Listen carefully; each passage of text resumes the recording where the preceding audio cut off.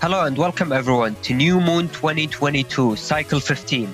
Today I'm your host, playerzero, and yes, I am finally back, and I'm back from avoiding the net authorities, which, they were close, so as a result I am suffering some side effects. Detective emoji, but I guess people did enjoy the past few streams where I wasn't around, and perfectly normal matches that have no cheating whatsoever ended up being played.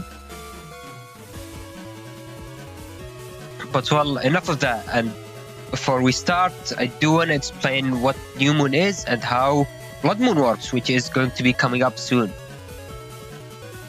So normal New Moon, which is where we are now, is the weekly round-robin tournament I'm sure everyone's familiar with.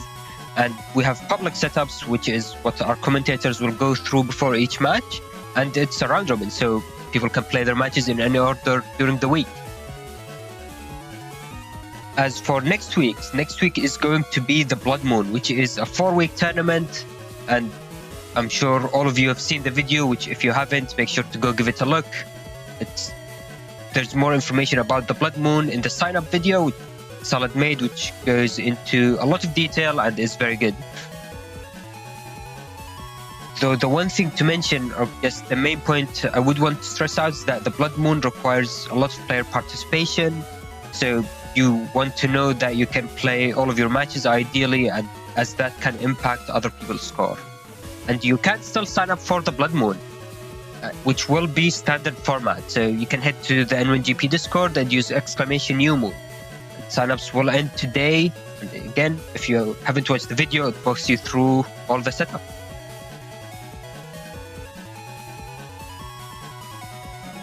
And before we start the stream, I do want to give a quick shout out to the people who donated to us since the previous stream.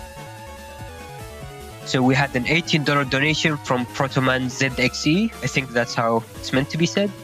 And their message is, thank you all for your support keeping the N1GP active, and thank you for donating and supporting the scene.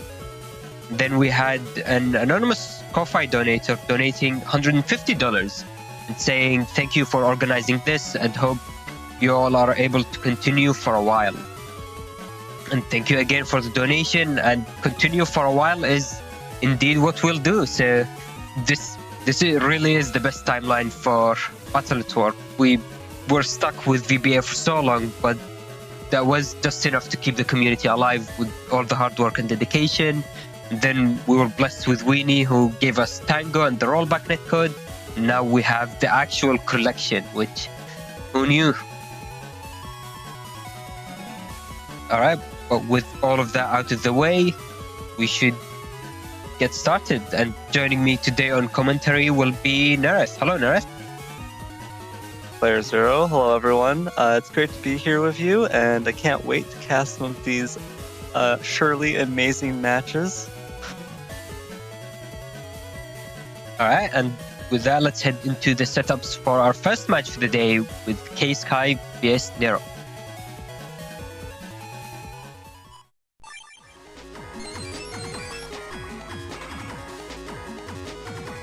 Okay, K-Sky versus Nero.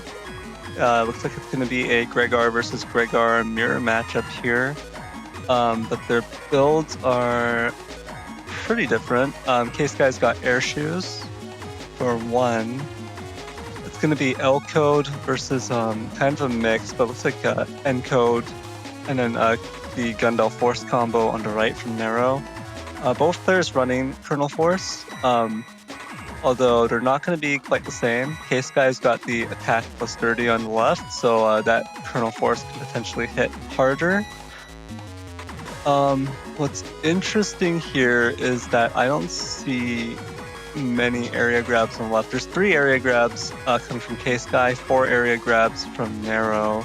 Don't see any grab banishes or grab revenges on the right or on the left either. So in terms of the area control, it's going to be Nero with a slight edge in terms of the area grab, the quantity of area. Actually, there is the Gundel Force grab revenge and Q code. So actually, Actually, both players have grab revenge. I'm completely wrong. Yes, with Q code, you can run it with the kernel force, so that on that turn you get the double area grab if you can pull all of it together. The main difference is the lack of Gundel Soul on the left. In terms of the setups, there is with L code, of course, you're gonna see uninstall being run on the left, but there's no shoes to take off from Nero, so it's just gonna be the super armor being removed. 1450. It's actually a 1500 HP build, is what it looks like on the left. Yeah, there's actually two HP plus 50s. Yeah, a bit of a weird Navicust on the left. In the end, I don't think it's that.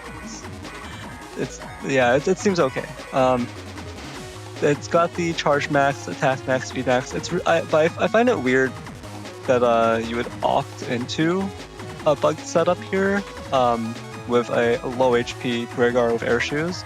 I feel like you should be able to squeeze in bug stop normally, but because of K-Sky wanting to custom 2 as well, it makes it more difficult to do that. So that's why you see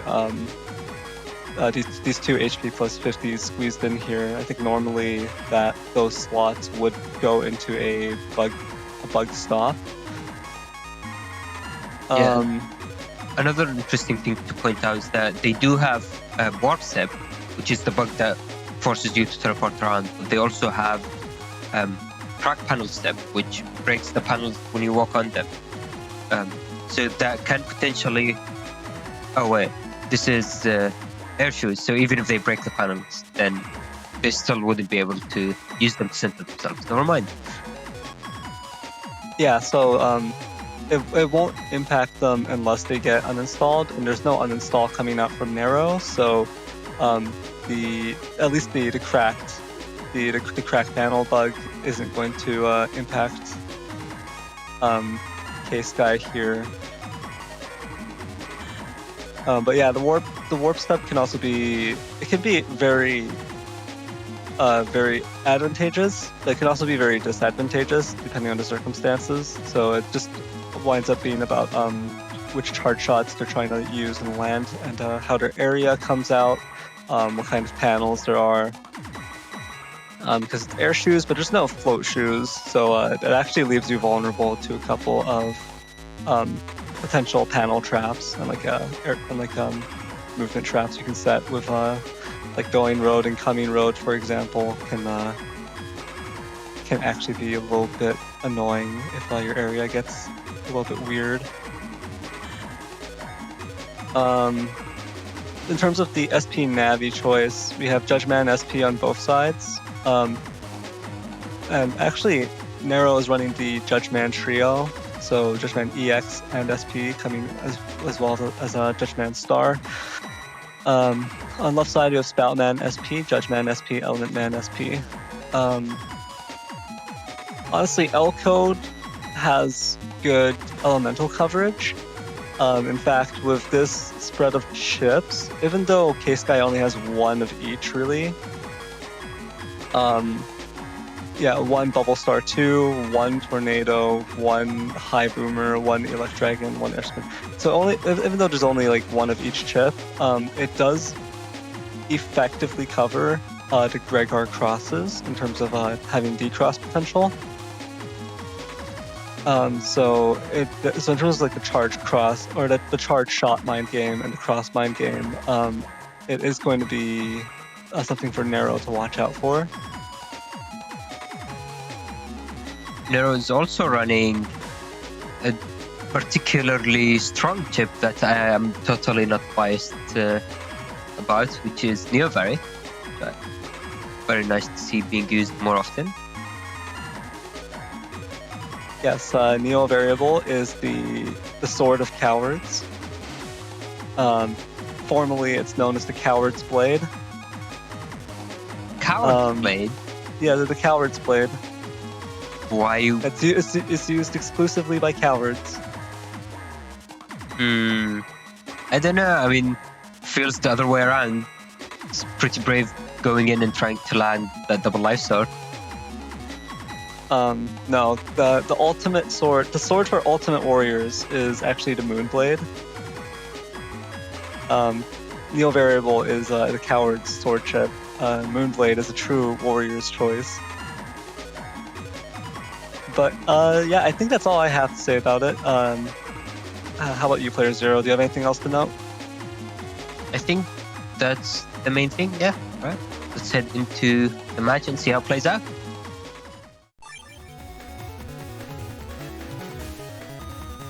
Okay. Is there audio? Everything good? Alright. Should be fine. Okay, so we're looking at the first turn and we see K-Sky is already starting with that life aura, which is going to be very interesting.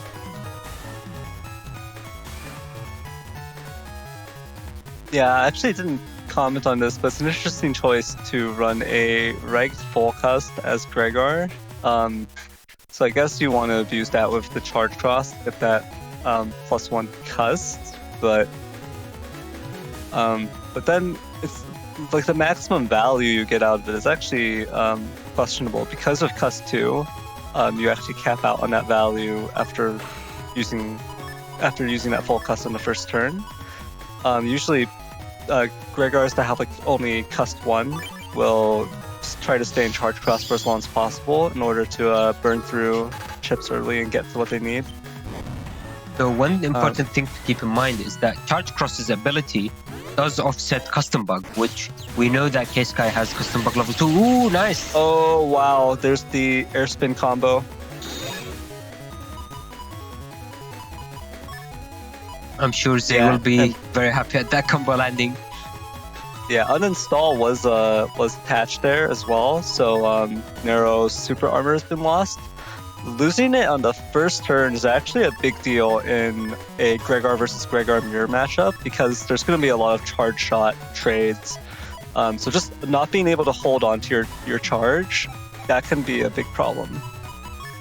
Obviously, once you go into Beast, Gregar Beast has built-in super armor, so you won't lose your Beast charges at least. But it's going to be a problem for your normal charge shots.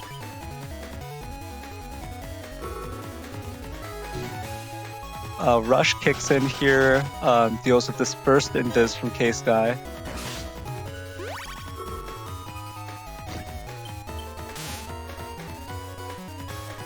The Erase Man does not connect. K-Sky is finally no longer blind. This Judgment EX is going to fail to break through the life aura.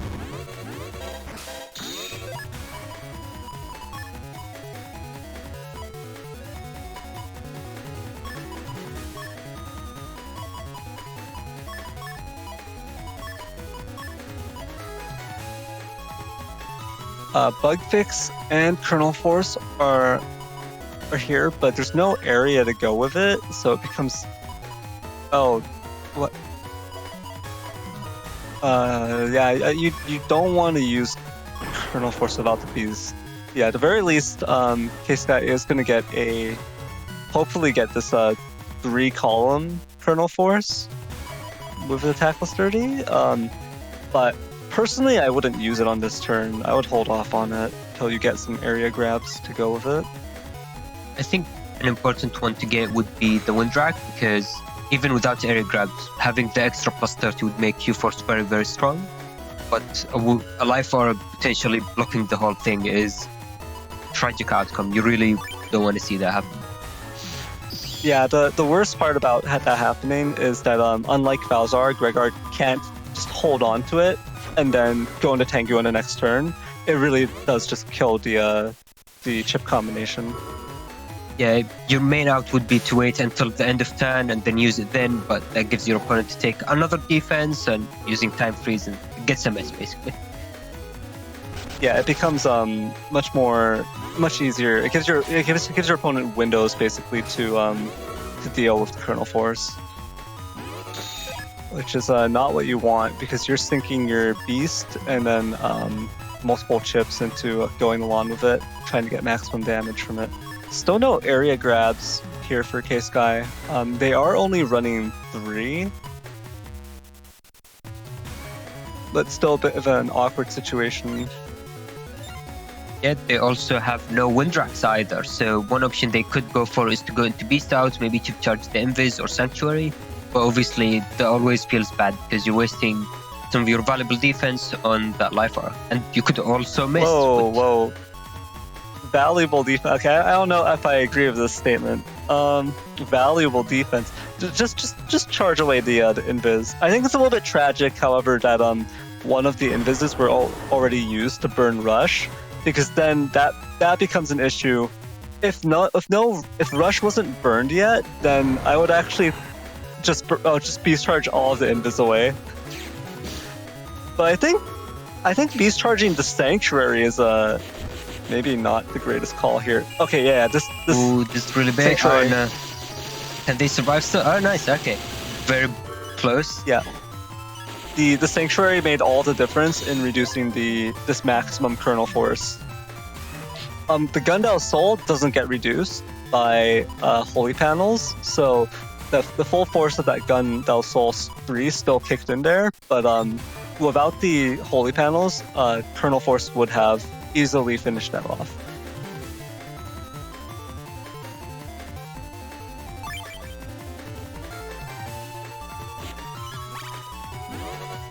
Oh, and now recovery, and I don't know, it feels too risky to chip charge the second one, especially with that low of an HP.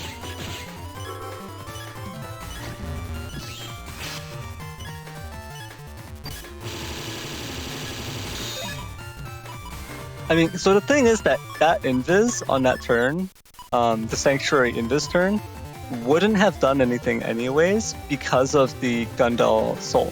So Gundal Soul actually strips Invis, so the kernel force would still connect there regardless. So there was just no way to avoid that damage, especially without any area to fall back on. Ooh, and now Nero has the anti-damage. Yeah, so the area wouldn't come back unless Nero steps back, and obviously Nero doesn't want to step back, and yeah, there's the other area grab as well, which will refresh the timer.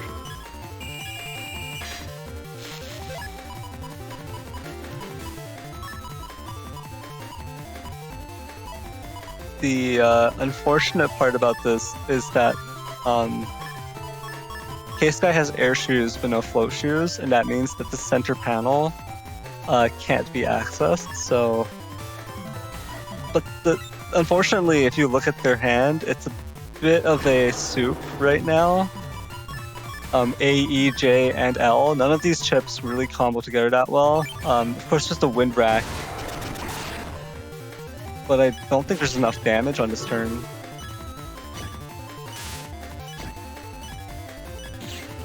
Unfortunately, the orb from Judgment isn't going to connect. The bugs do decent damage though.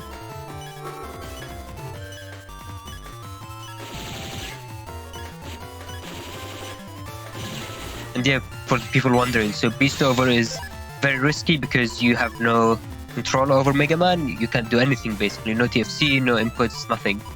But obviously, when you have 18 HP, pretty much anything could kill you. So yeah, and unfortunately, now that 18 HP is going to drop to 1, there weren't really that many options for K-Sky at that point.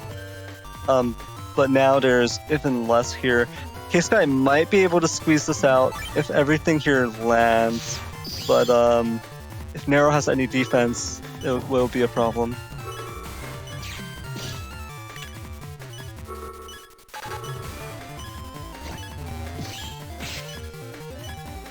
Oh, this might actually do it.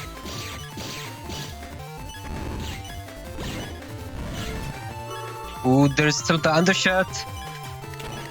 Are they able? And Buster Bug. Oh, nice! And that comeback. Yeah, that Buster Bug really ended up allowing K-Sky to take the win there. And that was a very nice status chain at the end. the Element Man freeze into the Bubble Star and Electragon. That did do enough damage to reduce Nero to 1. I mean, it was a good chain, but I wonder if starting with a bubble into the Elements Man would have been better.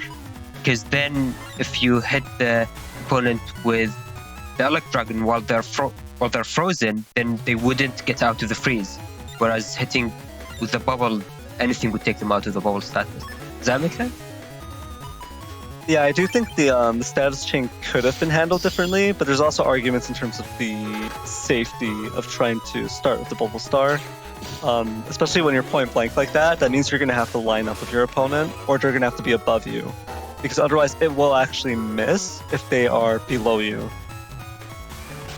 Oh yeah, that is a good point, yeah, that's true. Now we have Nero starting with their own Life Aura instead, which is going to protect them for this turn, though they aren't able to capitalize on it that much because of how the field is.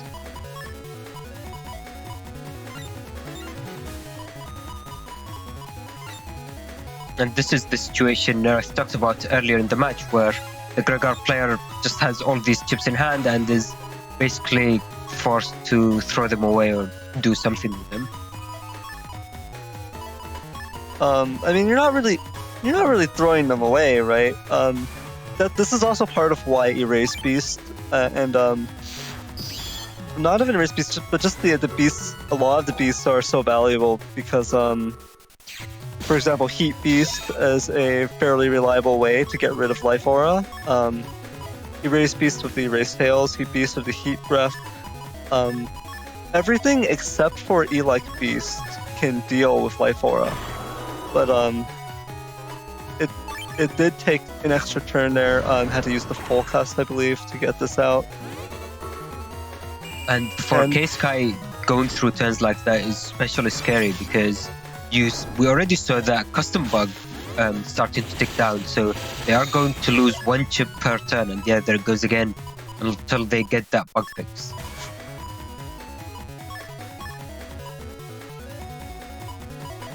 Yeah, I personally, that final chip that was charged there was a recovery 300. I personally don't like the exchange rate there, because the Erase Tail does do less damage than what you recover, but it might end up working out here with the amount of damage. Oh, both players here with a Kernel Force, but looks like K-Sky got hit by Nero's Kernel Force first. And this is much worse as trade for K-Sky because they also don't have access to the full Q-Force because of these broken panels. Yeah, and that inability to draw their bug fix is starting to become a very serious issue for them here. The fact that they also had the full cast to I mean, it was basically like a wasted turn in terms of their... Ooh, and the Airspin combo, so that's one of the weaknesses of the combos. Beast Out basically tries to confirm the tornado itself, doesn't care that you have the Airspin out. So if this wasn't in Beast Out, that would have fully connected. But obviously because of how Beast Out works, it didn't extend the Airspin and went into waste basically.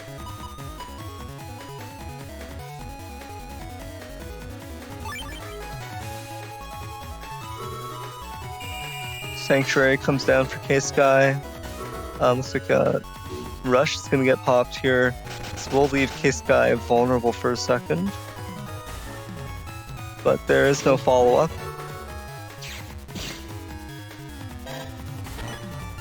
And actually, that area grab was fully negated by a downward movement from Nero. And one interesting thing to point out is the HP drain that we're seeing on Nero's side. So this is why bugged builds, even if they only have HP bug, usually want to run bug fix, because even the HP bug starts to add up very quickly, and I think it becomes the same speed as Anubis HP drain, so it's quite substantial at some point.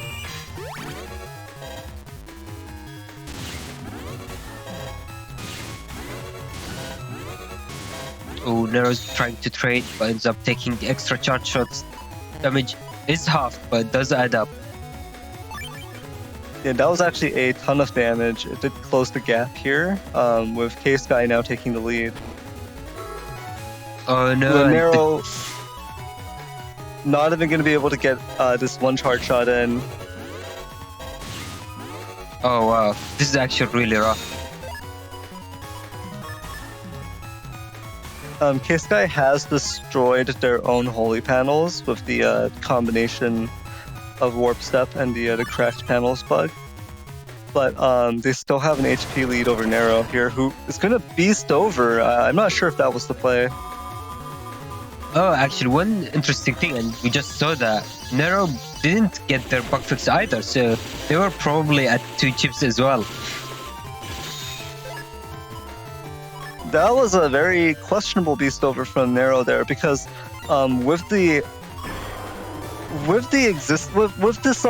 Warp Step, with K-Sky being stuck with it, it's actually a choice for Nero to step into it.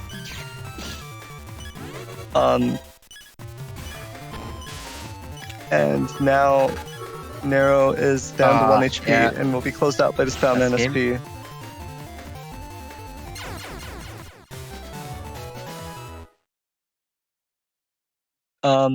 Yeah, that will do it. And K-Sky will end up taking that set. That was... yeah, I feel that was a questionable decision at the very end with the beast over, because K-Sky, I don't think Nero needed to lose that much HP, essentially, because Nero had to opt into those trades. K-Sky couldn't force trades because they couldn't draw bug fix. So because of that, they didn't have, they couldn't center themselves, which meant that if Nero just stood in the center, he was actually perfectly fine. He was perfectly safe. He wouldn't have taken those charge shots. But because Nero kept chasing after K-Sky, and getting sucked into those Elite Cross charge shots while trying to trade back, that allowed K-Sky to close the HP gap. And that resulted in Nero feeling pressured at the very end to beast over. Probably not sure of what K-Sky's final offensive chips could have been in order to close it out. At 200 HP, it looks kind of bad, but with Holy Panels, with Sanctuary still in effect, I think Nero could have toughed it out for at least 1 or 2 more turns and tried to pull more chips. In any case, though, well played to K-Sky and Nero. Yeah, definitely well played. And Salad is saying playerzero takes more victims, tricking them into thinking custom bug is okay. And I mean, I wouldn't run custom bug level 2, or at least I'd be very careful in running that. So I guess it does work out like that sometimes, and other times you get the bug fix turn 1 and all is good. And before we head into the setups for our next match, we did receive a donation during this match, or during the setups for this match, which was from Raylux. I'm not sure I'm saying that correctly, who donated $150 saying, "Thanks NWGP and Weenie and Mega Man forever." And Mega Man forever indeed. All right, and with that, we'll head into the setups for our next match. But before we do so, going to be replacing me as one of the commentators is Diamond Kite, or also known as Nugget. Hello, Nugget. Hello, playerzero. Hello, Nugget. It's great to have you here. Oh, yes, it's great to be here. It's great to be seen. All right, let's get going. All right, and heading into setups for our next match, which is Salad vs Osiahene, I think is how you say it. Osiahene, I think. I know we went over this last stream, but I've already forgotten. Okay, I wasn't there in last stream, so if they are still in chat, then I'd appreciate a reminder. But let's head into setups and see their builds. You know, whenever you have this kind of problem, the solution is just to say the most incorrect pronunciation possible, but with a very bold accent. Oh yeah, you just want to be as confidently incorrect as you possibly can be. Is that what you mean? Yeah, when you're that incorrect but confident, you can pass it. Definitely, yeah. The confidence. If you just speak confidently, no one will question it. The Slad over here on the left has a very interesting build. If you played against her this moon, you would know that the main thing here is.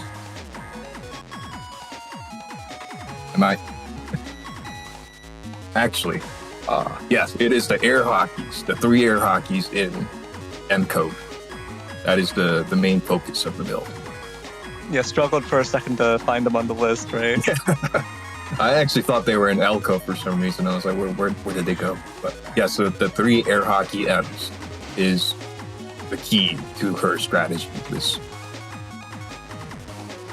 Yeah, of course, the absolute mad lad with the air hockeys and M code. It looks like, so you would be fooled by looking at this folder and thinking, it doesn't have like a crazy amount of damage. It's running roll 2 and roll 3, right? It's kind of like, those aren't high damage chips necessarily. They give you that HP back, but when you actually get maximum damage on those air hockeys, it becomes a big threat. Like it actually, I'm sitting next to Salad. Every once in a while this past week, I've looked to the left at Salad's monitor and I've just seen Salad go, "It's time." And then someone gets deleted shortly afterwards from just like a chain of air hockeys. So it's honestly pretty terrifying. Yeah, because, you'd have to see it to believe it, but your HP goes down very quickly when they all line up. So. And Osiahene on the right is running a Gregar build. 2200 Gregar build. And I actually didn't play him this round, I think, but it's actually interesting because Osiahene's build isn't even a 2200 HP Gregar build. It's actually the 2100 HP Gregar build, and the reason why it's 21 is actually because of the speed max and the fact that they are getting the maximum Buster bug, which is I still feel like in Gregar it's like questionable value, but like 100 HP for like speed. For like getting max Buster bug, it's like, all right, sure, whatever. Because you've got enough HP, especially when you're running recovery 300s. That 100 HP, give or take, you're not gonna miss. Yeah, it's like a 5% difference between 2100 and 2200, right? Give or take, and it keeps you competitive even if you get stuck with holes and can't attack with charge cross or slash cross. Really, I think it's a bit more optimal than 2200. Yeah, I would agree. That is, I think, a slight optimization there, taking the full Buster Bug level 3, getting more procs that way on higher DPS. In terms of the folder here, chip list, Osiahene is running it's more of a common Gregar build in terms of the number of area grabs, the level of area control, running double slow gauge in here. So this is because it's Chonk Gregar, this is going to be a brawl. Yeah, it's a very area focused. I think the one unique part of it is the Heat Mana speed.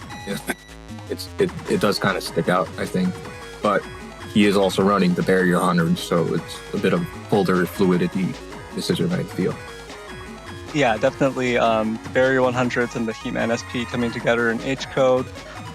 He-Man SP is interesting. The range on it is like it tends to be really questionable. It does do more damage than Blastman SP, if I recall, but like it doesn't really have the reach. Blastman SP, so the downside to Blastman SP is that it gets blocked by obstacles. So objects will just take the hit for you. So you could actually just like time freeze counter drop any obstacle in front of a Blastman SP, and you would be safe from it. Heatman SP doesn't have that weakness. It punches right through obstacles. The area is just it's a fixed area. There's no like projectiles to be stopped. But the range on it is pretty limited. So if you actually end up being negative in area and your opponent doesn't step forward, you literally can't connect with it. For Osiahene, it shouldn't be an issue though with 5 area grabs. Yeah, definitely. I mean, the choice to not run Last Man SP instead of Heatman SP, it's not like, oh, I need to counter Tomahawk Cross, right? It's just, I need some damage. I'm running H-code stuff. There's nothing else I can run in Z, Q, or U, so I think it was more of a choice between Liquid Judgment, EX, and more damage, so. Yeah, I think that's the case as well. The one big thing I want to note here is that even though Osiahene has 5 area grabs, they've got a lot of offensive area control. They have no revenge. Judgment SP is good, of course. It does the same amount of damage in terms of each book, right? The conversion ratio of how much area you've lost being translated into damage. It's the same as revenge. So 40 damage per panel lost. And then, of course, the whip connects. That's going to take care of invis, going to take care of, it's going to paralyze your opponent.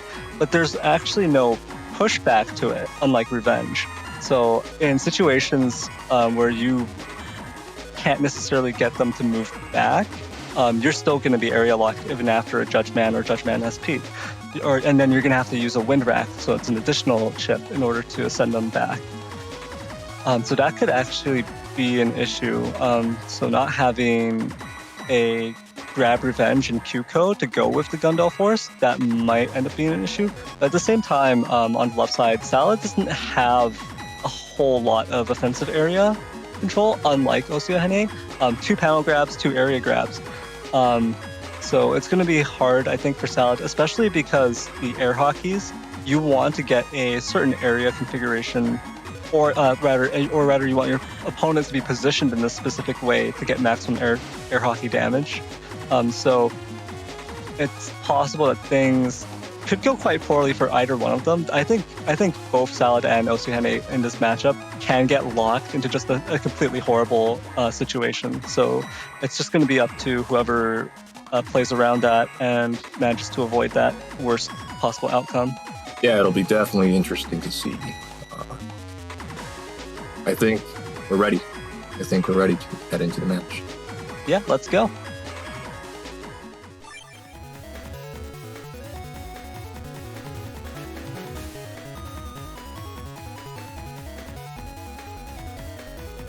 All right, so right away we see that Salad has one of the air hawks. I think she wants to hold for at least 2 or 3 of them are in her hand, so we'll see what she does. I think she would open with the rolls here.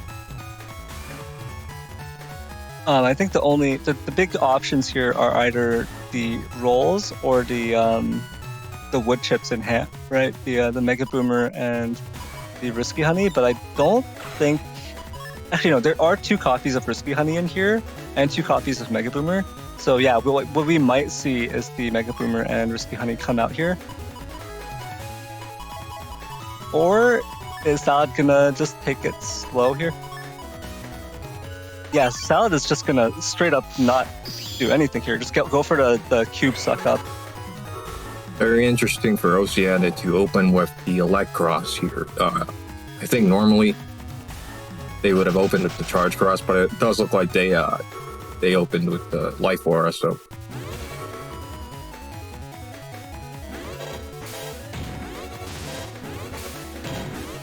Now Salad has the option to shut off this turn anytime she wants, but she's confident in her abilities to dodge the Elect Cross Charge Cross.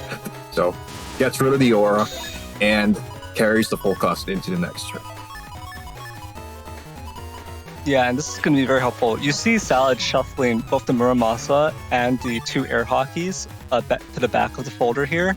Gonna want to use them as like a finisher. So gonna look to the other chips in her folder to soften Osiahene up first.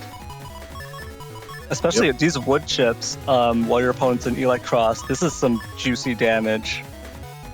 Yeah, that's one of the reasons why I think it's very bold of Osiahene to open with Elite Cross with, considering how much wood this Salad's folder had. Yeah, and that was a very unfavorable... Oh, double hit from the Mega Boomer there. So gain both the D-Cross double damage hit and then basically triple damage from that second hit.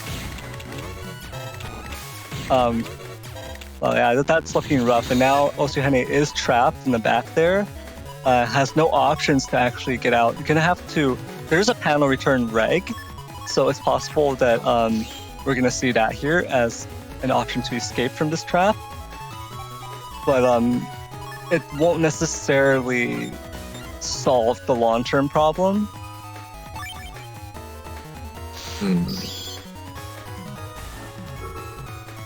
Yeah, there it is, the panel return. Yep. Now Salad has the uninstalled machine gun in her hand. Very careful with when to use it. Loses the race. Yeah, 240 damage from the Erase Man is going to help even things up a bit.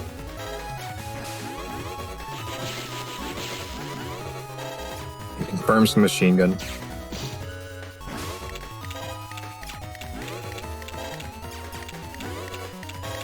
Now, until Osiahene grabs that bug fix, right now he's going to hit the HP drain from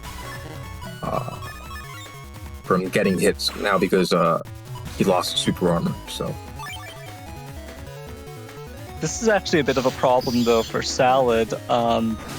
Starting to really feel the effect of the cust bug down to 5 chips. And not able to lock in like 4 or 5 chips to really start pulling for that bug fix. So we're gonna see exactly where that bug fix is in the folder here.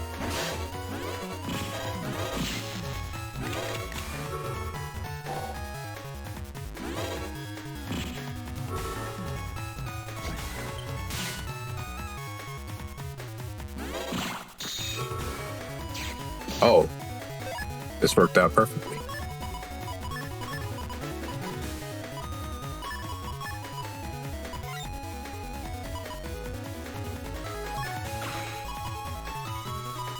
This is a very dangerous position for Osiahene. I think Salad goes into the ground cross here for the extra 10 damage, I want to say, on the air hawks. Yeah, but with the uninstall, if this airhawk puck confirms, then it's all over here because every other hit is going to confirm.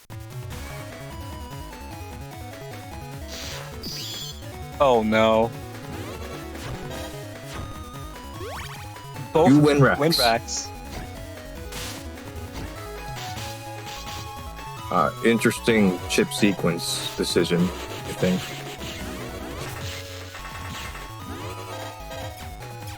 Only gets 2 hits out of the airhawks, but a very strong turn out of Salad nonetheless. Finally, the bug fix shows up here. This might have been like one of the final chips in the folder before we start seeing the trash tooted chips coming up. Right.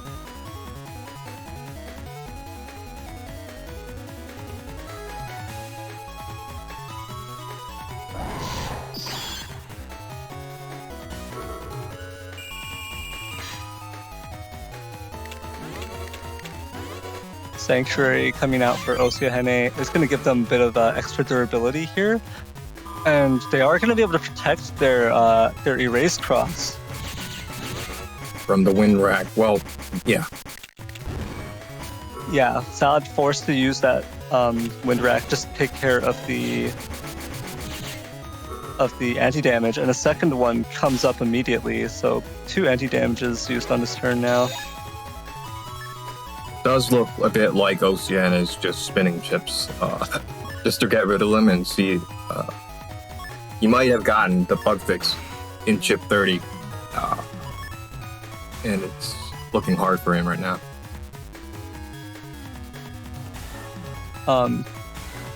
This is actually a very dangerous HP threshold for Salad, though. 568.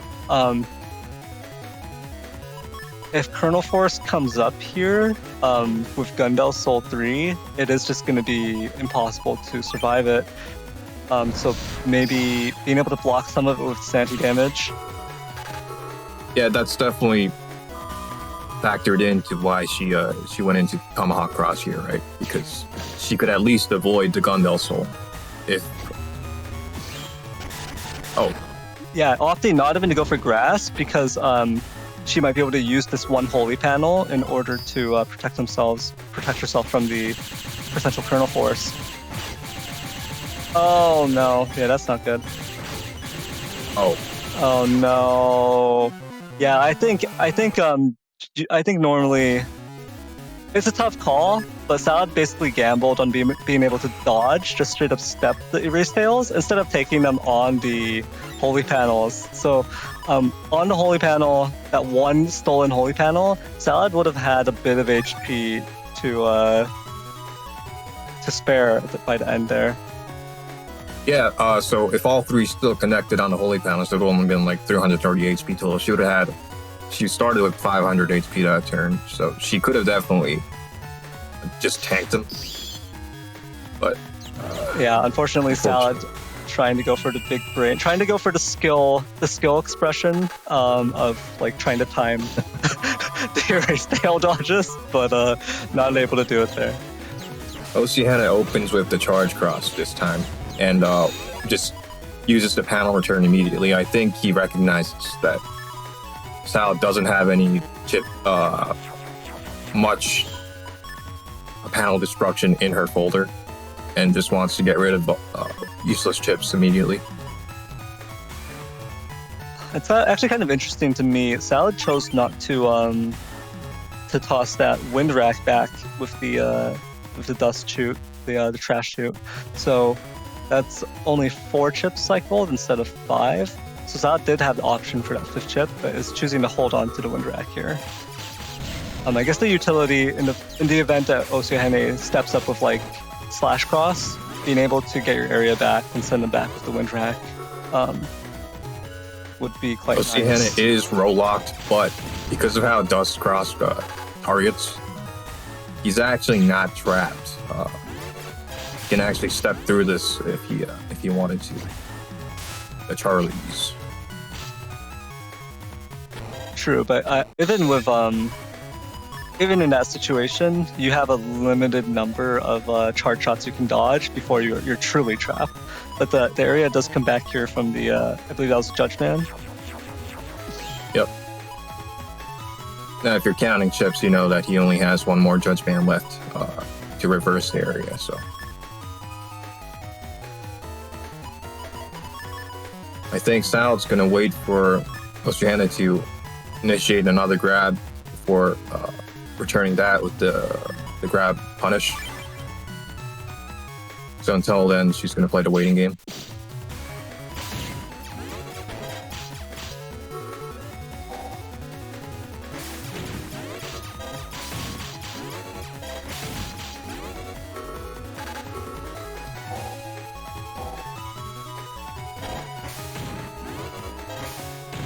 If you notice that turn, he was very unwilling to move out of the center row until he saw the life aura from Salad, which would give away that she doesn't have any of the boomerangs in her hand. The Cust bug is taking effect here. Salad has lost her first chip, so down to Cust 6 here. Still not able to pull it. Probably gonna have to start using some of these chips here. M-code chips in particular. We'll be able to lock in 4 chips, possibly 5, if she chooses to do so. Now on Osiahene's side, he's probably at Cust 8 now, so it's a very a snowballing situation for Salad. Salad opted only to take 2 chips here, so this Cust bug the situation might get even worse and worse here, because that really means she's only going to draw 1 new chip.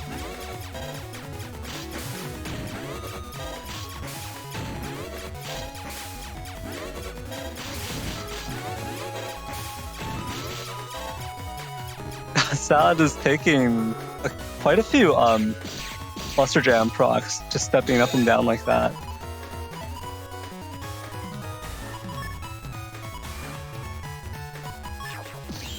At least Hut Batch finally comes out. This will restore the cusp, but it will begin to drain afterwards. So I think on Osiahene's side, we're going to see an Erase Man sooner or later to get rid of the Dust Cross. But...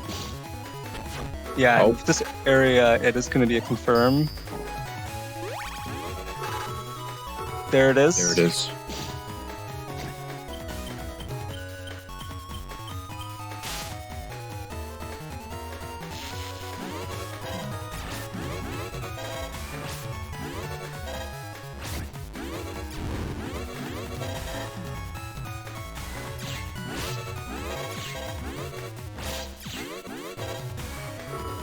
Now, next turn, we might see a Kernel Force here.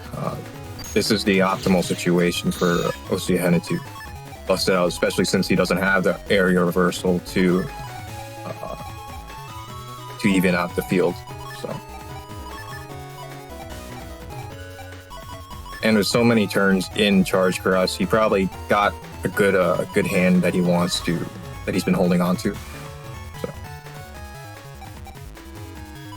Yeah, at this point, it's pretty dangerous because with this much area, here comes the beast.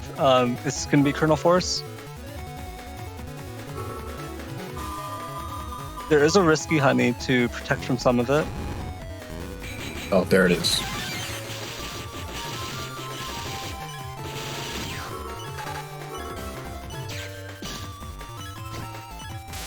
This is going to be 240 damage back, but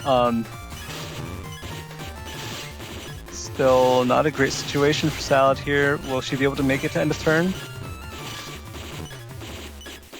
It looks like she does.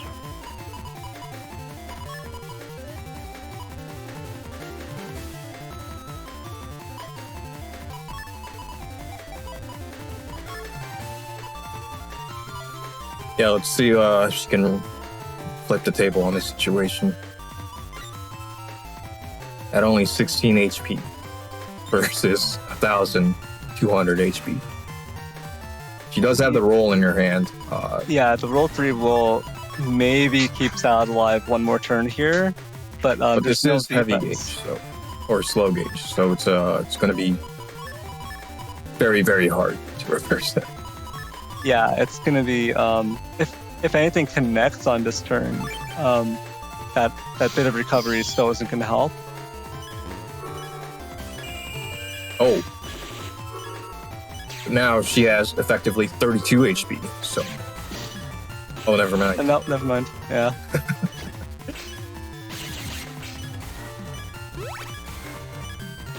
Luckily, the recovery from roll 3 isn't based on a damage dealt. It's just ooh, wow, that is very, very nice on Salad's part. That looks like that's the only chip Osiahene brought to charge. So there's no more Erase Tails this turn. Is she gonna pull it off? Now she also has to deal with the Sanctuary now, the Holy Pal as well, so.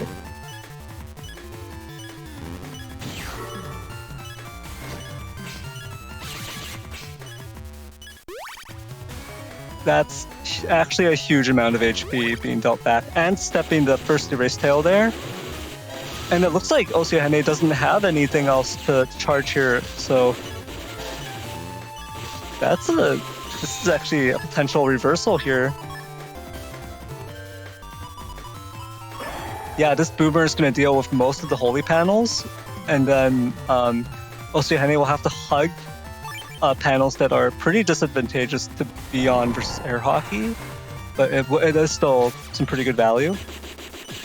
Yeah, Osiahene is playing like he's out of resources right now.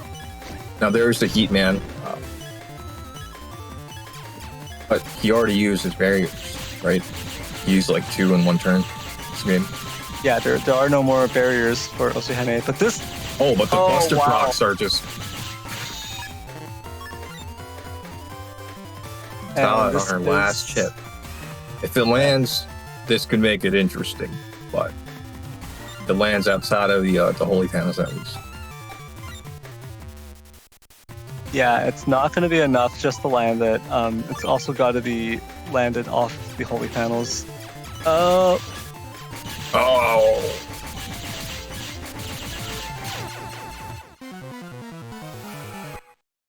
Well played.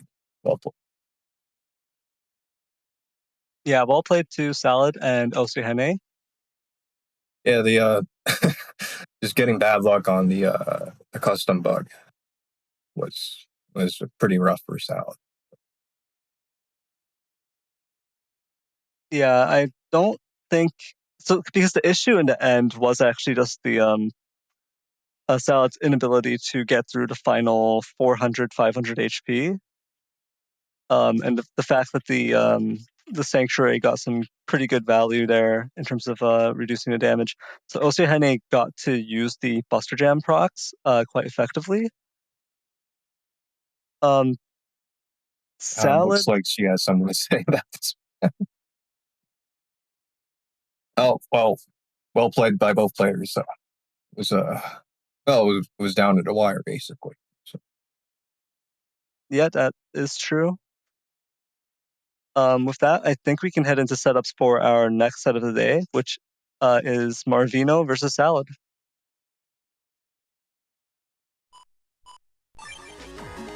So Marvino with the Tango, roughing Tango because we're playing on Tango. I see. Yeah. The Tangos, the Keikos, the Blastman Star. It's very conveniently placed in a separate location from the Element Mans and the Race Mans. The Flash Bomb 2K is very interesting, and the M cannons and Star Code, the reflectors. This is a very interesting folder. This is classic Marvino. Yeah, this is this looks pretty fun.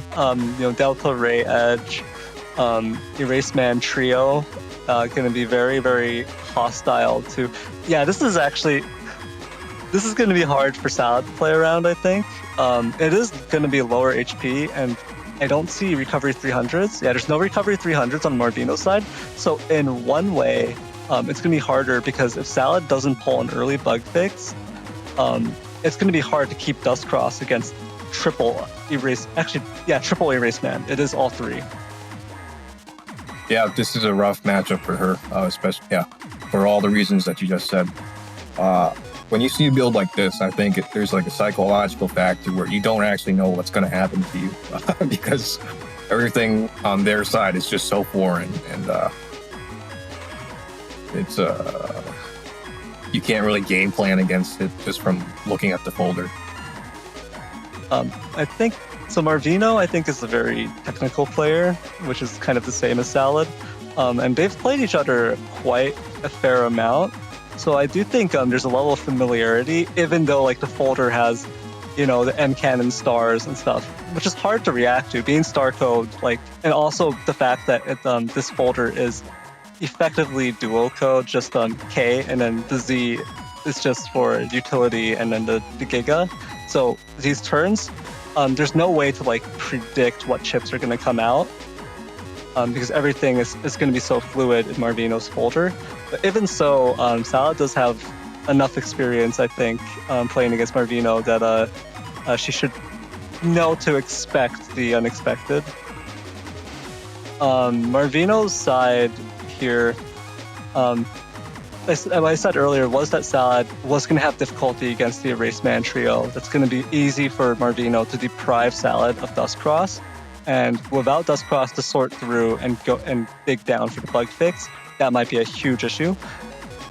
On the other side, though, Marvino's low HP, 1500 with no recovery 300s, does mean that for Salad, it's going to be a lot easier to get Marvino down to that critical HP threshold where some air hockeys will do the trick, and she will actually be able to close it out. So we're just going to have to see how that ends up playing out. Yeah. Well, we might see a Tango come in clutch, maybe somehow. But I think that's it for Marvino's side. Salad's still got the same folder, still has the same strategy. We saw what she plays like on her end last match, so I think we're ready to go into this match. Yeah, let's go.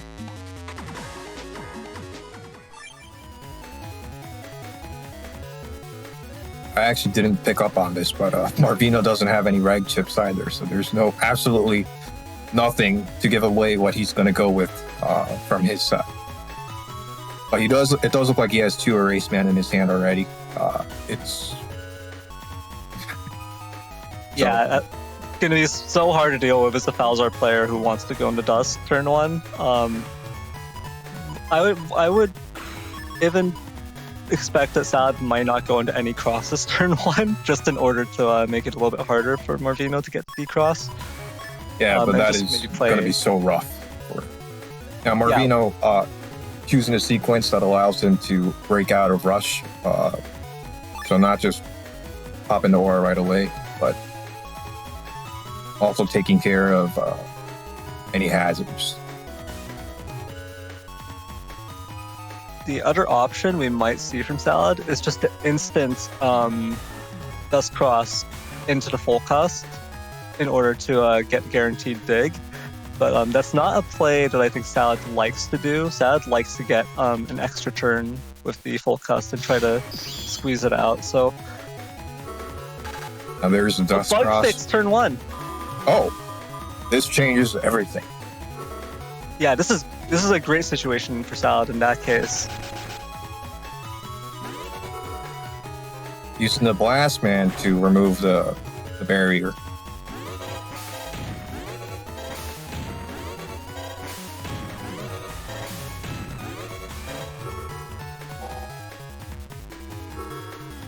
Both players with the turn 1 life aura draw. Now that, giving away the life aura here, I think Salad didn't even pick Volcus this turn.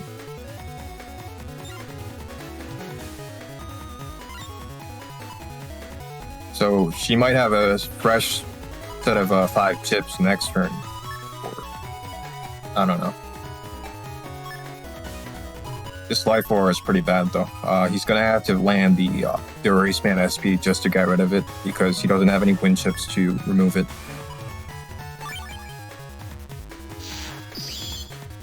Yeah, just one area grab here, it isn't even going to make it that much easier to land this. If 2 area grabs had been used, it would be a bit different. Oh wow, just the instant step up into the Erase Man SP, seeing Salad not move for that extended period of time. Salad probably not wanting to walk into the charge shot, so there's just a bit of a mind game there for a second. Yeah, I mean they were both in aura, so I think it was just a truce that Salad believed that Marvino was in, and he broke the truce and hit her with the Erase Man SP. So there's the focus. She got 2 full turns of dusting out of that.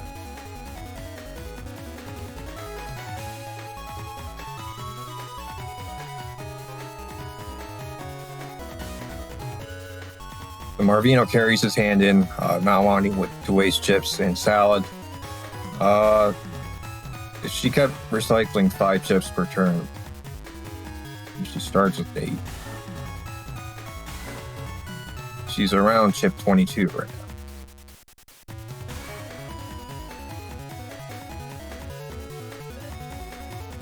Yeah, I don't think we've seen Hub Batch come out yet, so there's still the missing Buster stats, still a couple of things here Salad could get out of it. Oh, and wow, that keep dragging of uninstall does connect.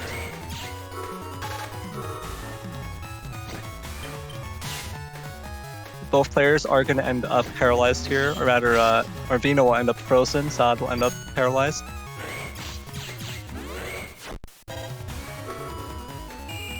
Oh. Yeah, very rough. Not able to get the Tengu back B into the wind rack to knock out that erase cross. I think that that wind rack could have connected if she just used it while Marvino was frozen.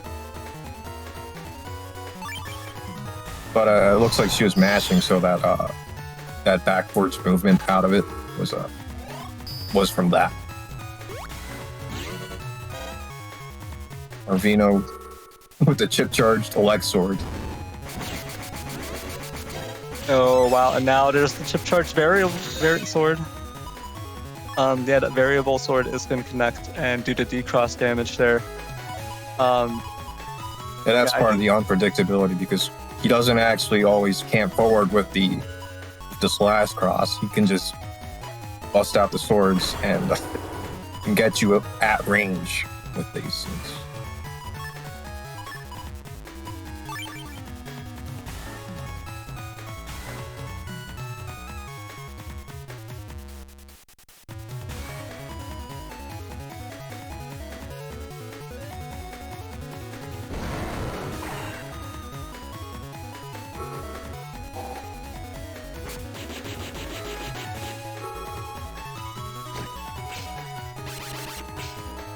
Bat Barrier 200 on top of the holy panel there is getting massive value.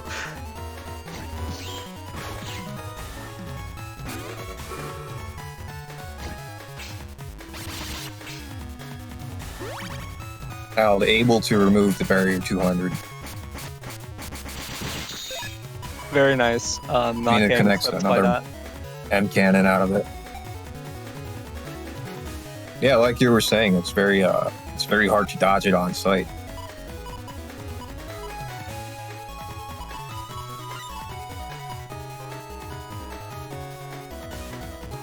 Yeah, especially when you're trying to stay in the same row because you don't want to line up with the slash beast. It makes it pretty reliable to just suddenly pull out the M cannon and get that free damage.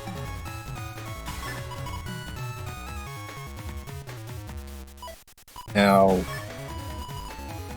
fortunately for Salad, Marvino doesn't have a Q-Force play here. So she's not forced to go into a Tomahawk cross just to avoid the worst case situation. Yeah.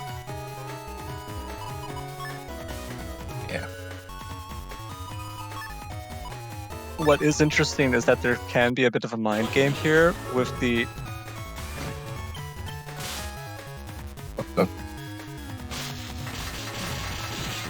Oh wow, there went the air hockeys, but it was on top of the holy panel.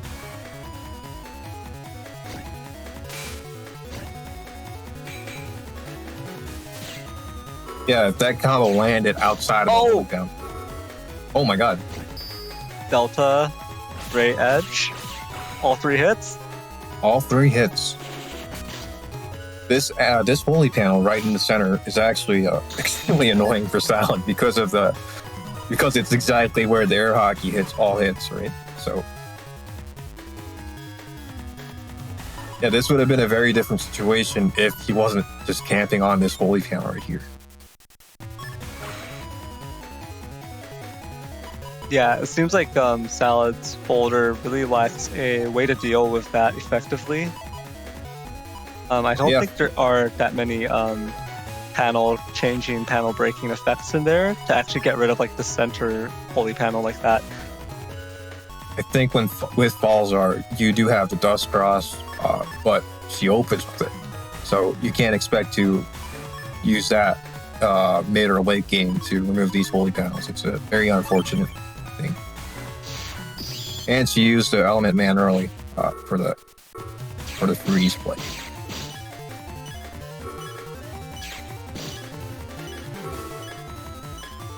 I think we're going to see a bees play here.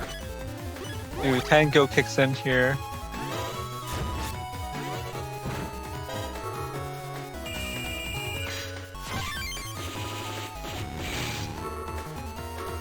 Oh, wow. But will it be enough? The second set of bees coming out too, just when Marvino thought he was safe. Salad down to 30 HP, Marvino down to 143, but on top of holy panels. Those bees really evened it up fast.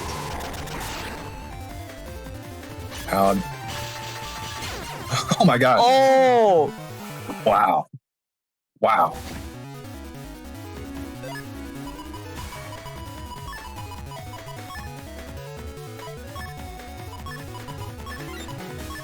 Yeah, the last minute reversal. Salad wasn't going to take any chances with that last turn and just went for the beast out. Yeah, that beast over was ruthless. The Mega Boomers coming out to deal with the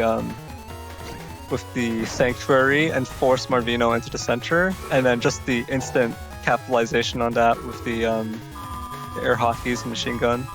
Yeah, that was a very smart way to select the chips so that to guarantee those air hawk hits. It was clutch.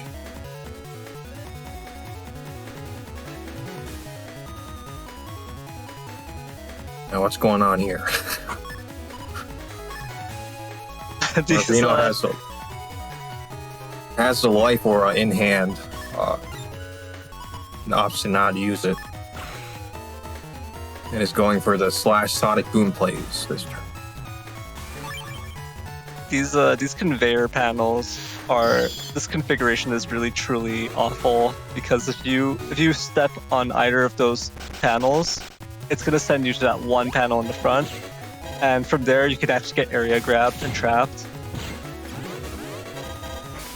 Doesn't need the beast out to confirm that Mega Cannon. Yeah, Marvino is just that good with the Mega Cannons.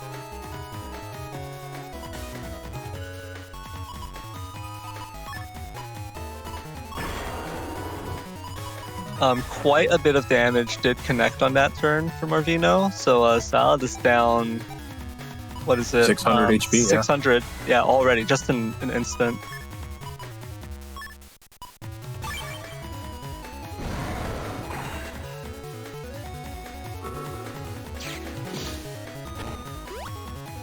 If this bomb connects, Bomb will get destroyed, but it served Marvino's purposes. Salad lined up and is going to take this D-Cross from the Erase Man. Yep, and this confirms his next move, which is the... No, actually it doesn't. Never mind that. Yeah, I don't think he got the 400 damage. Oh, there's the trap that I was talking about! He didn't get the 400 damage center / beast chip charge, but I think 200 damage did connect. Now this would allow Salad to confirm like a Tomahawk Mega Boomer play here. Yeah, I think what's actually interesting is that I don't see Salad use Tomahawk, the double wood chip charge on Mega Boomers that often. But that would actually be a guaranteed connect right here. But on the plus side for Marvino is that if that does connect, it does remove the conveyor panels. So it's only a one-time damage thing.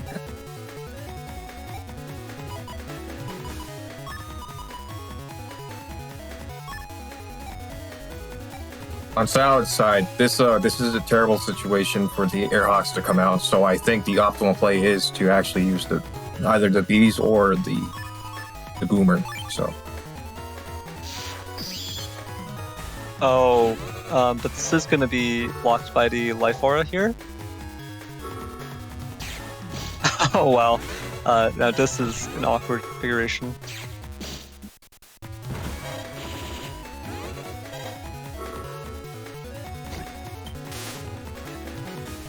Yeah, the Life Aura, I think, shuts out Salad's play completely.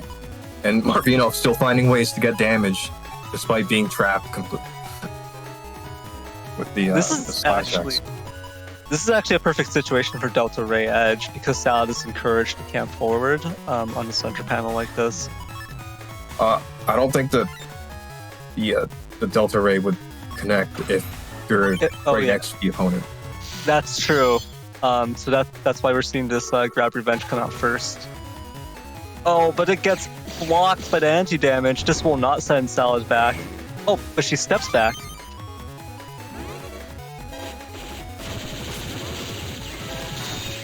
knows that the Delta Ray is there.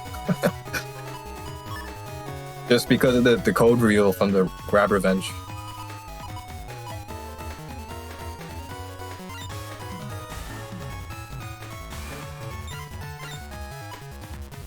Yeah. Marvino is exhausting his resources with the. It's only down to Erase and Elect Cross now.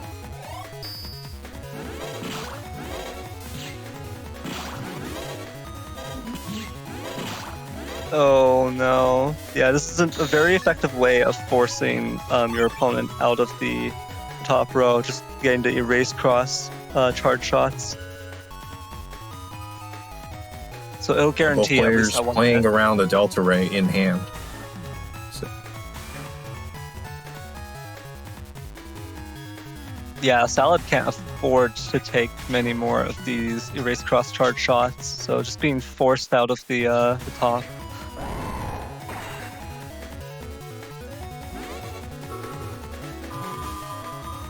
Oh, I forgot about the bug fixing.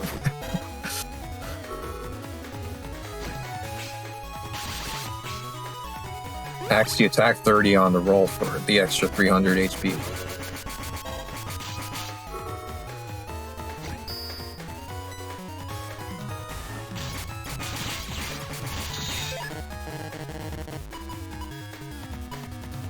You can hear the B button clicks. Marvino's custom screen here.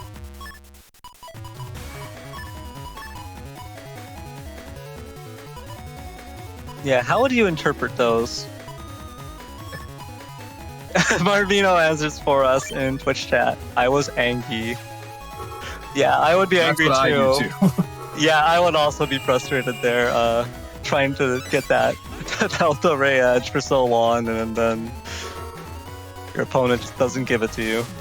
That was actually very smart of Salad at that turn, because she moved back instead of down when Marvino locked Rose away.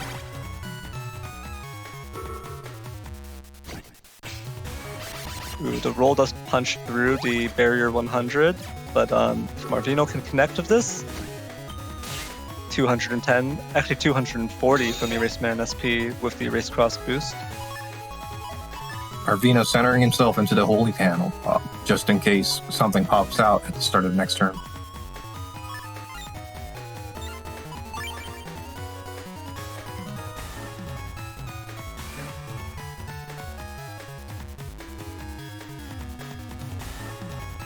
What we're seeing here, though, is the same problem Salad encountered before, with the Holy Panel being a huge hindrance. So does Salad have enough damage to just brute force through it regardless?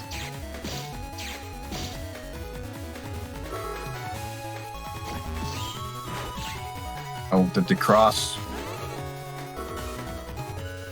Oh, the Holy Panel is going to go here.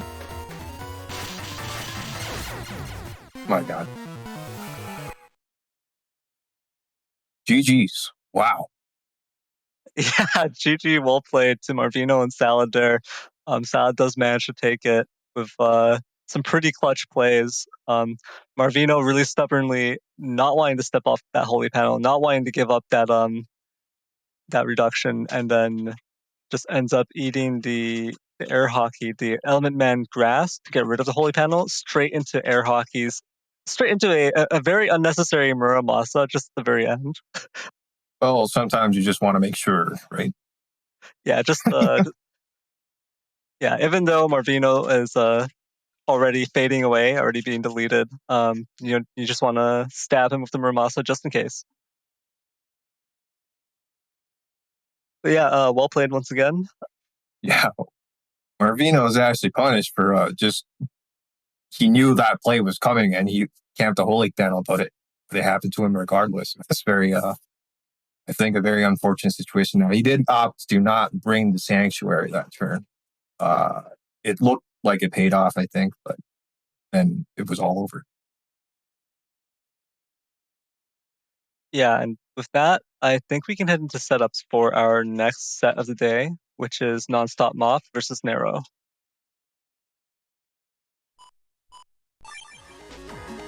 Once again, we are seeing Falzar versus Gregar here. Nonstop on the left with his Falzar setup. It is a 1400 HP build. It has float shoes and humor. Well, This more is, specifically, poem. Yeah, this is the anti-damage build. Not the anti-damage, but he is running anti-damage. Now he's running, this is why I was confused earlier, he was running air hockey in Elk. It's a very similar strategy to what Salve was using, I think. Except he's not going to be beasting out to confirm their hawks. Yeah, instead going to be trying to get those humor procs, I would guess. Yeah. It's going to be very interesting because there's a strategic difference in how the air hawks are going to be released. On Nero's side, I think we've seen this earlier. It was the bug fix build with the it's the Gregar with the bug fix and the Neo Varies and the Q Force and the Blizzard Ball and the Lex Sword. Yeah, we did indeed see this earlier. Fairly interesting folder. Does have those extra encode chips you don't usually see. It does go with the Neo variable, but I mean, it feels weird because it's not that the chips are bad in any way, right? Elect Sword is actually pretty good. Assassin Sword, Blizzard Ball, these are all like weird chips you don't see often, even though they're all right. Seeing them in encode though, it does feel like a bit of a waste because with Falzar, if you were to run this folder, you would have Meteor Knuckle as well in there, and that could be like a really lethal turn. Yeah, this seems like a very soupy folder to be running with the a cuss bug to potentially ruin your hands. Yeah, so it really is going to come down to pulling that bug fix for Nero there,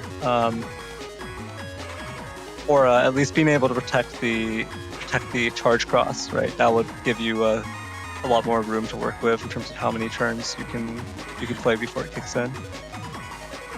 Right. Well, thankfully for Nero, Nonstopmop doesn't seem to be running any water chips, aqua chips. He does have the spout cross, but he's probably not going to go into it with the anti-damage and the humor thing going on. So. Yeah, that's true. Still have to watch out for the Element Man SP, especially with Humor Bug. So if you are camping forward with like Elect Cross or something, or Elect Beast, and then you get hit by a Humor Element Man SP, that is going to be very, very painful. Yeah. Things to watch out for Nero, and we'll see how Nonstopmop performs with this folder of his. Yeah, let's go right into it.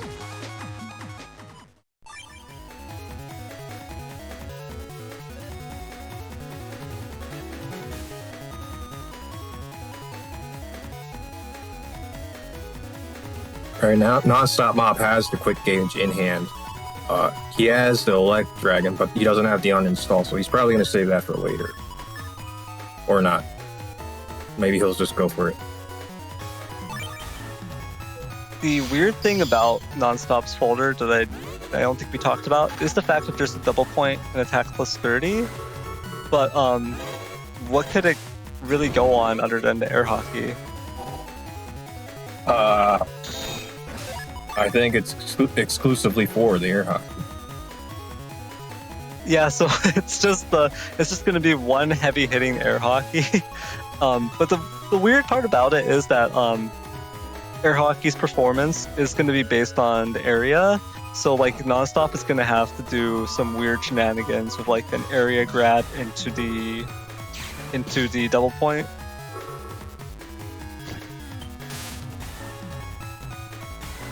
Nonstopmop gets his first anti-damage prop. Now, the interesting thing about the rush cancels here is that he doesn't have the cross cancel available to cancel it.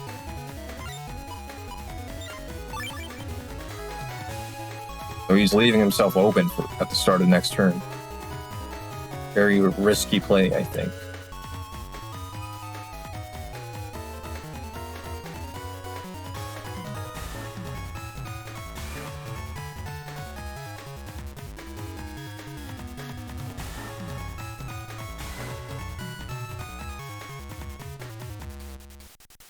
Nero thinking their turn through. They are in a good situation here with the Life Aura and Charge Cross.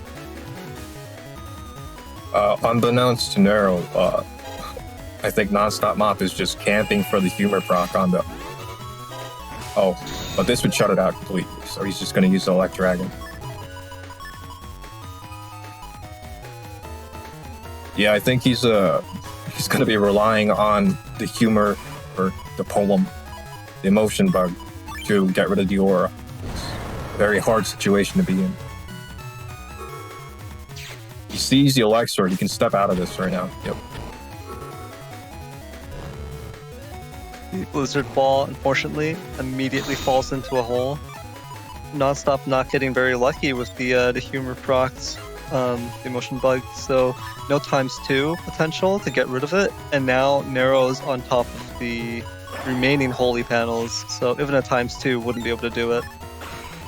Yeah, the charge bite might have faked him out. He had the opportunity to cancel it with the anti-damage or anti-magic.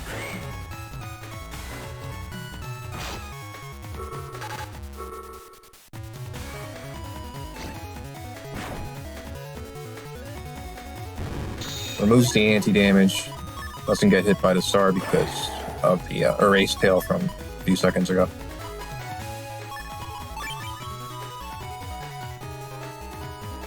Not an optimal situation, thanks to these holy panels, but it looks like Nonstop might be going for a Beast Air Hockey play.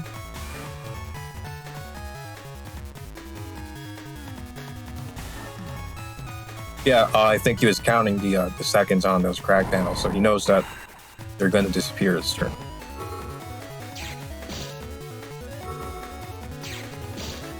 Oh, this is rough.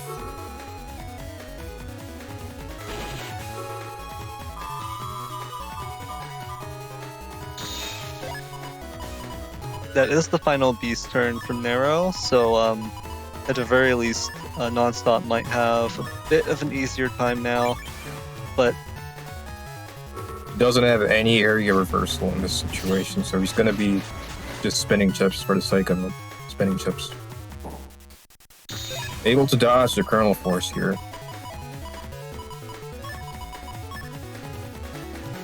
But he still has to watch out for Judgment or anything else that can remove the Invis. ooh, Nero misses with the Gundel Soul. They had to position one panel back, actually, for it to connect. It does not hit point blank. So as a result, Nonstopmop's Invis is preserved, and that entire Kernel Force misses. Now Nero is being sent all the way to the back, thanks to Grab Revenge. No longer going to be able to confirm slash cross charge shots unless they have another area grab. Yeah, this is hard to comment on. I think. Oh, wow. Yeah, those Buster Jam procs doing a lot of work. 2 of them coming out there, I think. We're at turn 10.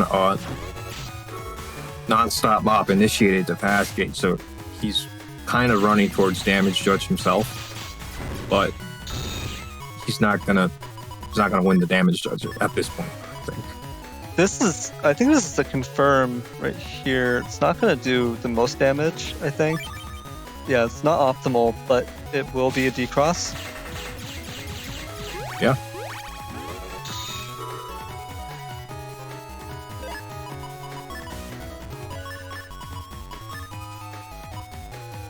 Now on Nero's side, let's see what charges haven't been in, or crosses haven't been in play. Here comes the Heat Cross. Instantly loses Immediately it. gets the cross, yeah.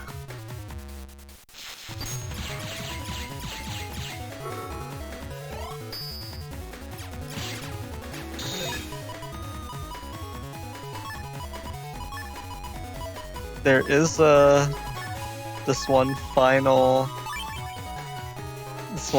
air hockey, I believe. It's going to be double pointed.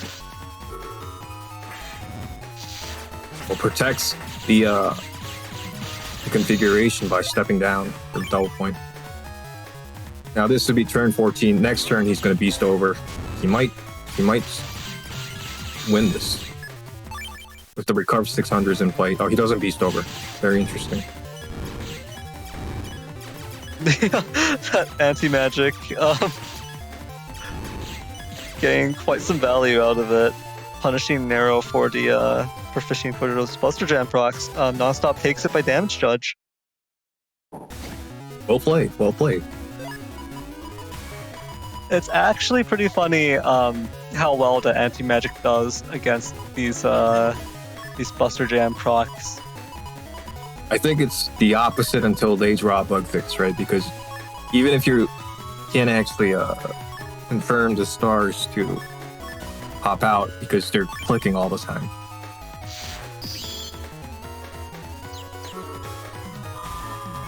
But, well, he draws it bug fixed right away, so it doesn't really matter.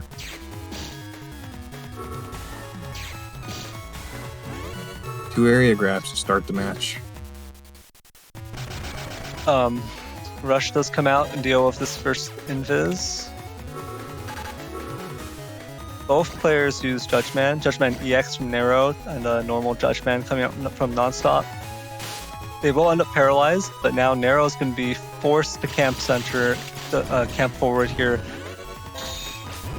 Moves back to avoid the star.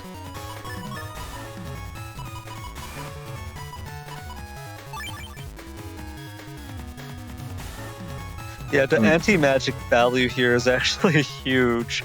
Even using it to deal with the slash cross here.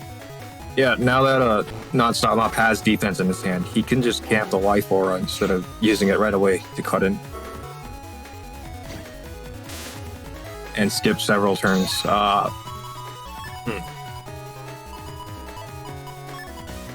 Uses the full cost to go into cost immediately. Yeah, Nonstop is still bugged, so they don't want to move up or down. They've just been camping here. Because they won't be able to center themselves due to the warp stuff. Which means that in the end, Nero wouldn't really have to take any damage that turn, regardless of what Nonstop did. Now it looks like Mop is going to be waiting for the emotion bug to give him the 2 times erase man to get rid of this aura again.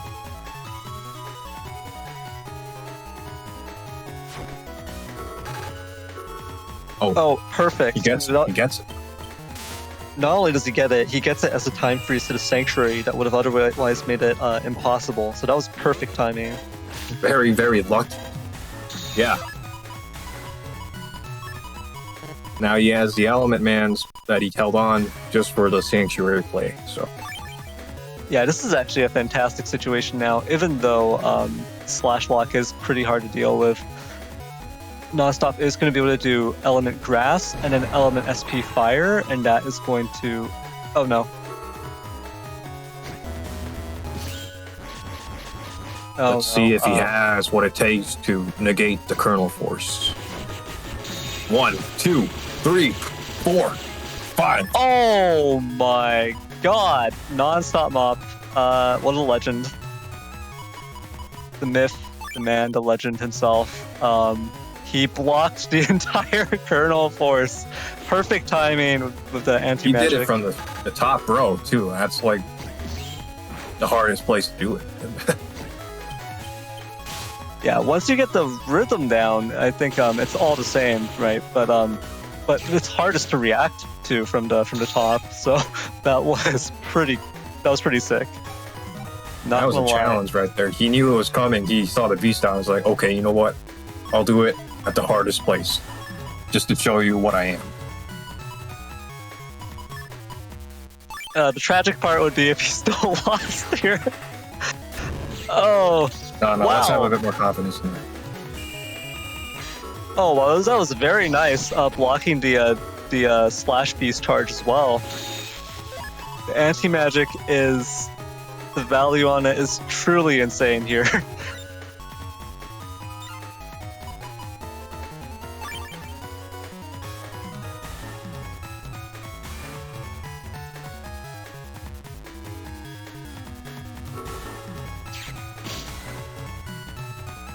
Oh no, Nonstop is locked in. Oh, never mind.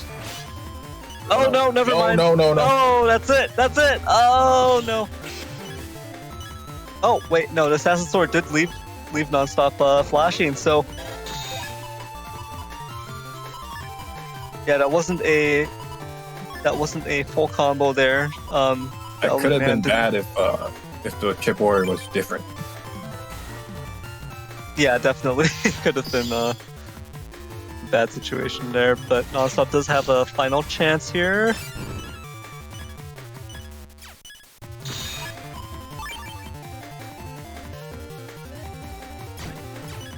He wants the blast man. He's not gonna get it. Oh! That's the uninstall.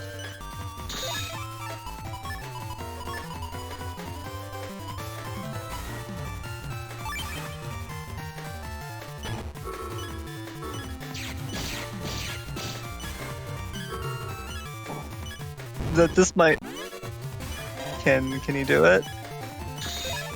Yeah, thanks to Fast Gauge, Nero only had time for a single charge shot there, and Nonstop was also, looks like, ready to anti-magic it as well, so...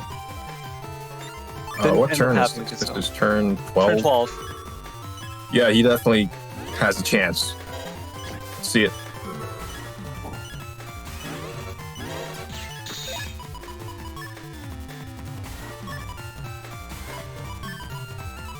This is rough though. This is going to be hard.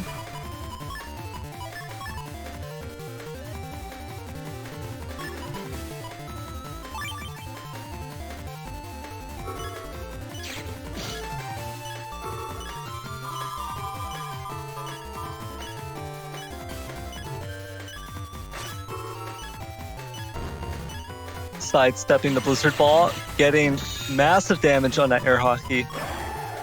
Oh no. Gonna go for the beast charges here.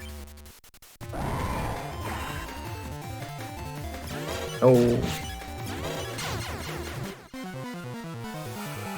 So despite parrying the Kernel Force, Mop loses round 2 at like the last minute. Tragic, truly tragic, and honestly evidence that you know, just because you are incredibly skilled doesn't mean you're gonna win. Nonstop demonstrating that for us with how much damage he negated with those the anti-magic, and then No, I think still he had not able to win. the read on the area grab here, but stepped back instead of stepping forward. So because of the confusion from the color bug.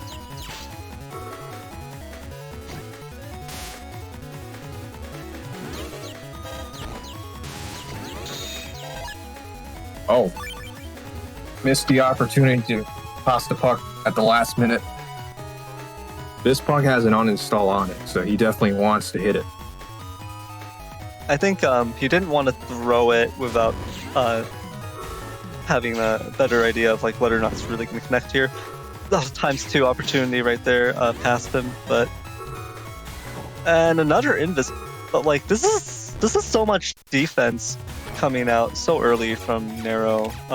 2 invis already being burned. I think Nero has Cuss Bug, right? So he also has to like spin chips just to spin them. Yeah, definitely, and it is working out here because it's blocking Nonstop's uninstall. It's forcing Nonstop to wait through these turns, but it does mean that Nonstop is going to have a field day once these defenses are gone. That's exactly it. And also, these him losing out on turns isn't a big deal for him because he is going for damage judge. So that's the end code right there. It looks like Nero really doesn't have anything to follow up the elect sword.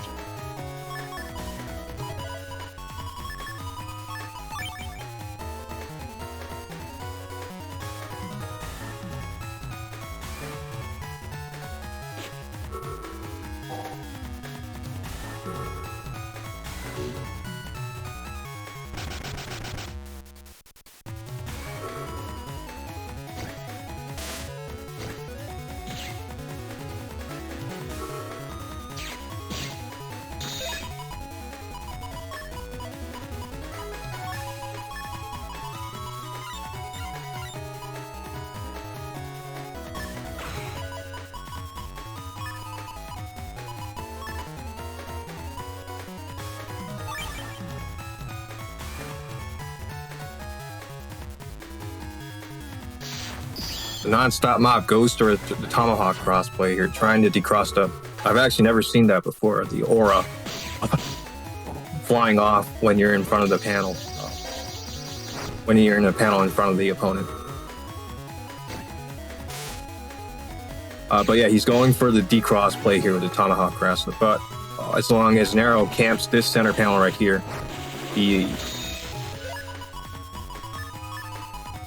Nonstop actually managed to center themselves off the broken panel, the cracked panels. So yeah, I think I know what you were about to say there, but Nonstop immediately... These turns are too fast, man. I can't formulate thoughts and say them in time.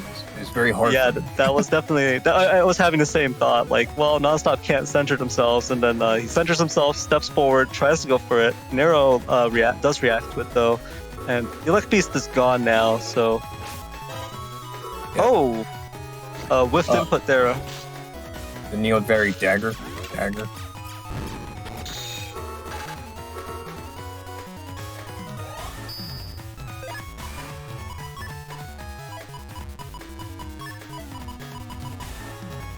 I think the hard part about this folder is that even when you open full synchro with the emotion bug, you can't really capitalize it off of it because you don't have any except for the Elect Dragon that he already used. No, he didn't use it as scene. You can't really just pop off something that's twice the damage. Yeah, I feel like maybe in the end, the Blast Fan Star could have been replaced with some sort of heavy-hitting SP Navi chip, maybe. That would get some more value out of the humor.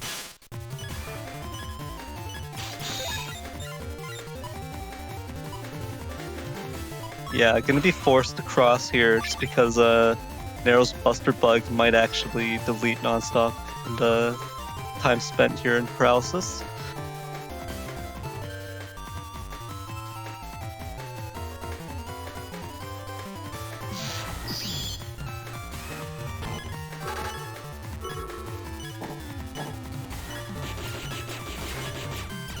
Nero just going for just the Q-Force, unboosts it because he knows that would have deleted, but Nonstopmop gets the Invis to negate it.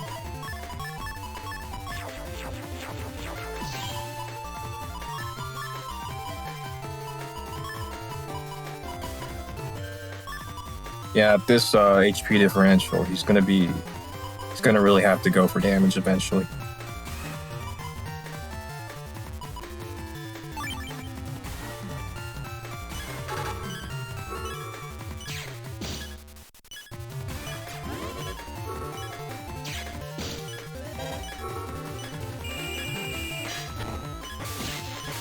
Oh, wow. Oh.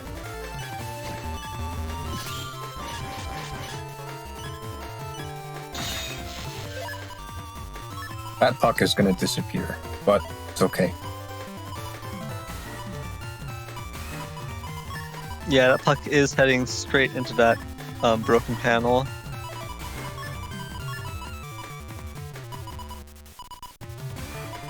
It looks like Nonstop is going to go for this double damage Element Man fire on grass play.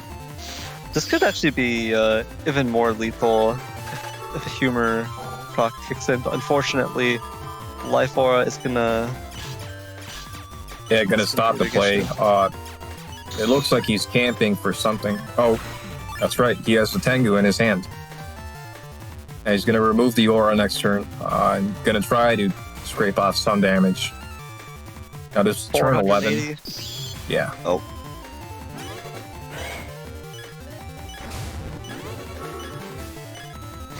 Yep, 480 damage. Paralyzed from the white cap. Yeah. It looks like he misses a charge shot follow-up. I'm not sure if it confirms out of it. But I think there wasn't enough time, regardless, to go for it. But really wanting to get that double damage Blast Man on grass. Oh! The unseen assassin sword suddenly appearing. Jumps out of the grass, yeah. Yeah, just getting that gain that decross and double damage onto Nonstop's Tengu.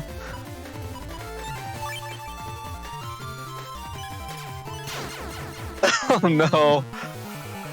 Mag Coil, fortunately gained very limited value out of it. Yeah, that was an interesting match. And got to see a lot of chips that you normally wouldn't get to see, I think. And Yeah, of course definitely. the parry of the Colonel Force.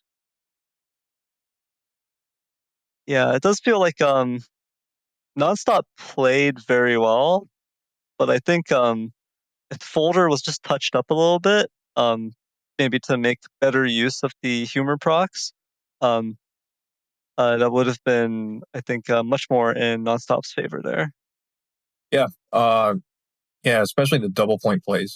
I'm not sure if it was stuck there in the costume screen for quite a while, and he never really got to to fire it off, I think. Yeah, it's very unfortunate, the double point plays. Yeah, personally, looking at the folder, if there were just if there's just one or two more chips to make use of the double point, then that would really add to the potential damage threat. But unfortunately, air hockey is the only thing able to really get value out of it in that folder. Honestly, Nonstop played phenomenally, despite losing the set. Yeah, I think with a better folder, he would have just swept up the match. The anti magic is very hard to deal with, and he used it quite well throughout to keep despite the HP differences, the low HP with the 1400 HP, he was able to stick around for quite some time. I think he went to turn 14 on like at least two of the matches, right? Either turn 14 or very close to it. So yeah, he definitely performed very well. So GG, well played to both players. Nero didn't do poorly at all either, of course. Some pretty solid plays as well. Yeah, of course. Yeah. But yeah, I think with that, are you going to be stepping out here to take a break, or? I'm not sure. I'm not sure. Am I stuck here, or? Are you stuck here in hell with me, or? Well, I guess it's purgatory. This is purgatory. Let's not call it hell. Yeah. I'm not. Yeah, of course. Purgatory. It's just. All right. Well, our next set of the day should be Josue versus playerzero. All right, so it does seem like Nugget is unfortunately going to leave us for today, and instead we will have the man himself, Nonstopmop, is going to be joining us now. For a few brief moments here, I am now Nugget, and playerzero is now Nero. Hello, Nugget. Hello, Nero. How are you today? Yeah, I'm good. Actually, no, it looks like now Nonstop is Neref and playerzero is playerzero, and I am Nugget.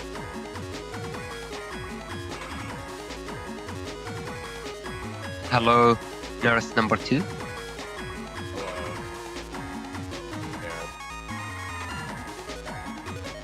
All right. Hello, Neref. It looks like there are two Nerefs now. Or oh no, well yeah, it's good. It's all good now. Hello, Nonstop. How are you doing? I'm okay. Okay, so like I saw the entire thing. Basically that folder is just me testing things out, and I'm really bad at like I don't know. Either way. I think it was a tragedy. It was a tragedy because you played so well, but you were playing with such a bad folder. I don't want to say it's a horrible folder. It's still, but it's like definitely if you just had something to play with the double point. I was trying to just figure things out, and once I was like, I did it. And I think like the feeling of me dodging the kernel force was like in my head. Oh, I won the match. So Oh no! I don't know, but at the same time, just real quick, that folder, I was just trying my best to do something, and I think I had like 5 minutes left to submit. I was like, this will work, right? And then I didn't really look at it too well. Like, I think real quick, for example, the hub batch, I think I probably shouldn't have put in the attack max, just for example, because I have hub batch. Like, hindsight seemed like a not the best idea. Definitely a bunch of things in that build could have been optimized. So like, it would definitely look like it was slapped together, or it was like hyper fixated on doing one thing, which is like a very funny air hockey, but it just doesn't work out that way. I think I saw. I remember what happened. It was the last day to submit, and then I read the message that I think Salad was like, "Yeah, you can use Airhawk without the chip lockout if you use Beast out." I was like, "Oh, cool! I should do that." So I put through something together, and then I realized this does not use the Beast Airhawk Beast jump thing. And I was like, "Oh, yeah, this is not humor. It's humor." But I just thought that maybe it'd be cool, but it just didn't turn out too well at all. Anyway. Oh no. Well, Okay, I see. All right. Okay. Yeah. Thank you for a huge mishmash of ideas that didn't really come together. Thank you for solving the mystery for us. Yeah. That is all right. Okay. Well, all right. Let's talk about this coming match. This Josue versus playerzero. We see both players, of course, with the Meteor Knuckle Neo variable in encode. But Josue running L code. Actually, this is it's not quite. This is attack max and charge max. So level 2 Buster Bug in Josue's build. What is the major difference here? It's the fact that it's a bug stop. That it's actually trading off and running Cust 1 and bug stop. Whereas playerzero, of course, does not care about bugs. Bugs are not real to him because he always gets turn 1 bug fix. We can also see that bug fix is at the top of the folder, so... Bug fix is at the top of the folder. That does increase the odds of drawing it. And of course, playerzero will never have the catastrophic misfortune of actually struggling to draw a bug fix. You can decross him. You can decross his dust cross turn 1, and turn 2 he will still have the bug fix. Yep. That is exactly right. Cherry Fire in Twitch chat says, yeah, bug fix is at the top, so the glitch. Oh, well. I don't think it's really a glitch. It's just the way like the chips are ordered, or the way the folders like shuffled. I would almost call it an exploit, rather, just by knowing how the algorithm works and taking that to your advantage. Yeah, it is intended, though. Yeah, I wouldn't call it a glitch or a bug. It's simply, the way the algorithm works maybe isn't. It's not like properly randomized or shuffling the folders. So the higher up your chip is in your folder list, the more likely you are to draw it. Despite the fact that, of course, it does get shuffled. Yeah. Calling it a glitch is maybe a little bit misleading there. playerzero though, playing M code. What's this tank cannon doing here? Honestly, I hate playerzero, so I hope this tank cannon misses. Oh, wow. I feel like most of the time we pray that it hits, but specifically for playerzero, no. Does playerzero deserve to hit with tank cannon? Let's think about this. Let's think about this clearly. Okay, let's go through it with me. Uvu deserves to land tank cannon. Uvu is the tank cannon master, the tank cannon artist, right? Okay. Yeah. playerzero is a filthy cheater and a is basically manipulating the RNG in the game in ways that we can't even see in order to give his opponent the worst possible RNG and himself the best possible RNG. So does Tank Cannon really, like, does he deserve to land Tank Cannon? I'm not saying that like he can't land it. Does he deserve to land it though? That's my question. Because Player Zero is a skilled player. He can land Tank Cannon, but should it land? My answer, no. Oh, I mean, I think it has a higher chance of landing because it is being played by Player Zero. However, whether or not it should land, I suppose is a different issue. Yeah, precisely.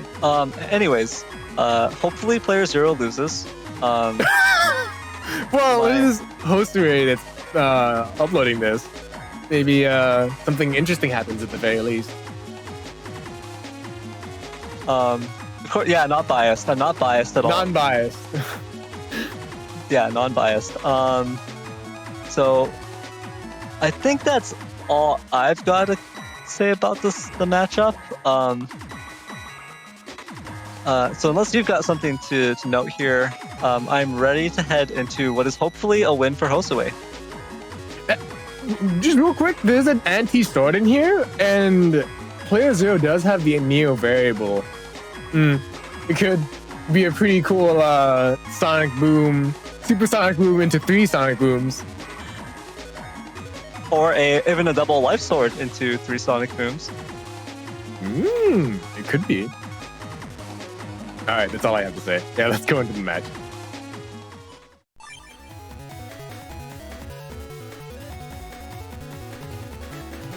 Oh yeah, Josue has nothing ragged or tagged.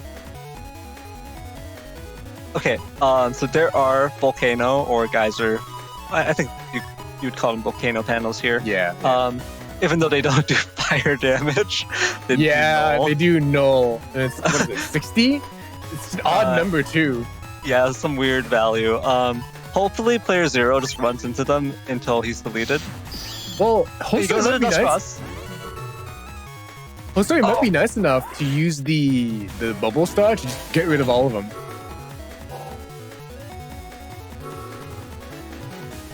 Just go to the back and just get rid of them all. Oh, or grass? Oh, no. Yeah, just clean it up. No. The panels. Did you want them there? Yeah. I mean, those panels are a work of beauty. That's a work of art right there. It is a result of Earth doing what is naturally Earth. Yeah, that's a result of the tectonic plates, right? I guess they're just panels, right? What are they in the game? They are a result of the tectonic plates. Tectonic panels? Tectonic panel movement. Yeah. Unfortunately, Josue chose to clean them up. I think with that, I am a fickle commentator. With that, I think I have to root for Player Zero. That was enough? That was it. Yeah, that's it. Oh, interesting decision not to pull off the aura first. Oh, the Element Man SP does get countered by the Invis here. Is Navi? No, it's not Navi. Nice. Good. Nice. Yeah, very nice. Very nice. Getting the D-Cross there. I think Josue waited for the charge shot to be aimed at him before using the erase man there to guarantee the hit. Very nice.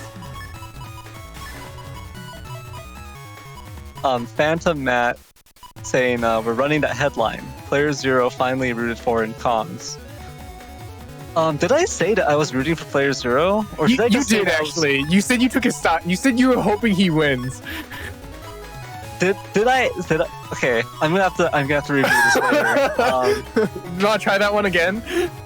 Yeah, let me say that again. I'm rooting against Josue, but I'm not rooting for Player Zero. I'm actually rooting against both players now. Oh no! Oh Wait, no! How is that possible? playerzero. PZ, you didn't step up for the cross slash?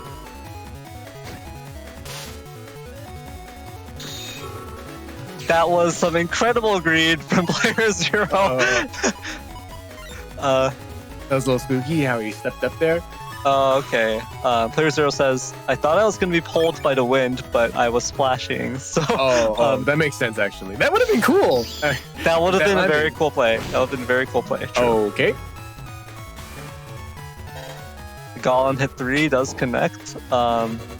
Healthy chunk of damage coming Ooh, in. very nice usage of this judgment. It's like 3 things all in one. Ooh, and the uninstall connects off of that Elect Dragon.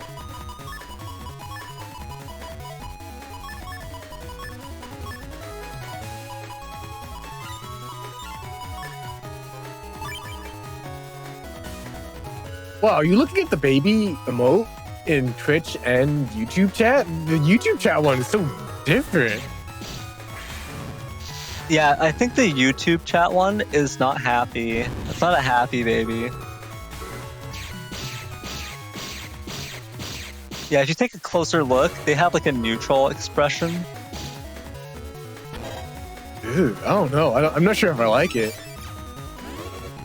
Yeah, it's not like, it doesn't look like a very clear smile. You have to like dig in to the emote to try and see the smile in that one, if it's even there.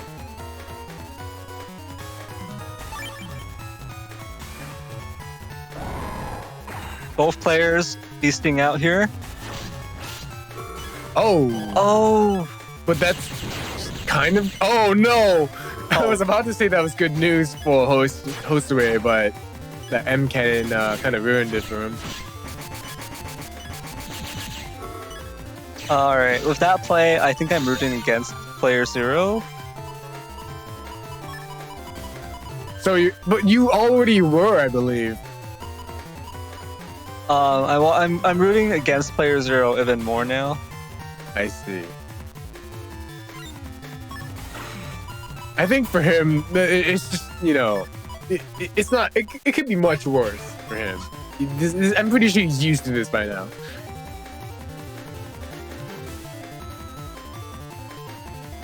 I'm kind of hoping that every single chip here lands, and then playerzero is deleted, even though it's actually impossible. But if playerzero is in the front row or front column, and then the bubble star comes out, and he's moving back and gets hit 3 times. Oh, okay, yeah, then it would be possible to do enough damage. Yeah. Or if the boomer, and in addition to that, the boomer hits 2 times, for example, that could be another 280 damage on top of 300. That they could very possibly finish him off. All right, well, you know what I'm hoping for. Oh no. That was a 2-hit on Josue there, unfortunately. Extremely tragic. But hey, first turn uninstall. That's just as good. Let's hope. Let's see what playerzero does in response. Yeah, go for it. Yeah.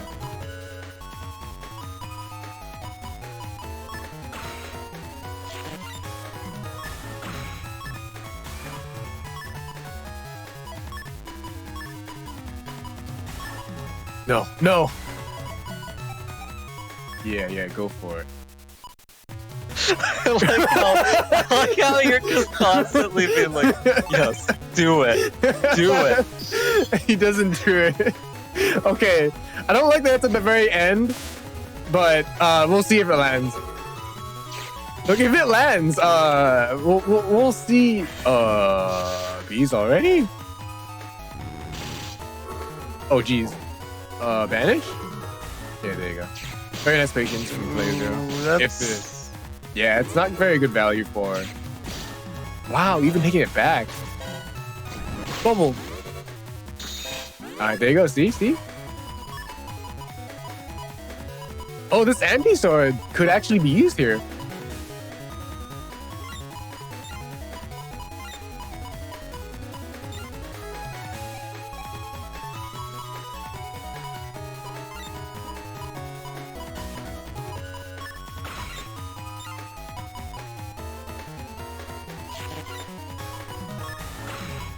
Yeah, make him think, I'll just hit him with my charge shot to decross them.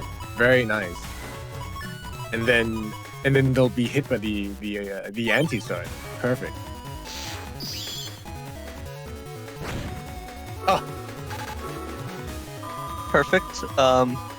Dodging the Golem hit 3 there. That's always a jump scare, honestly. it is, I think. I feel like that chip is just built to be, it's designed to be very scary. Alright, Player Zero, now's your chance. Go for those charge shots.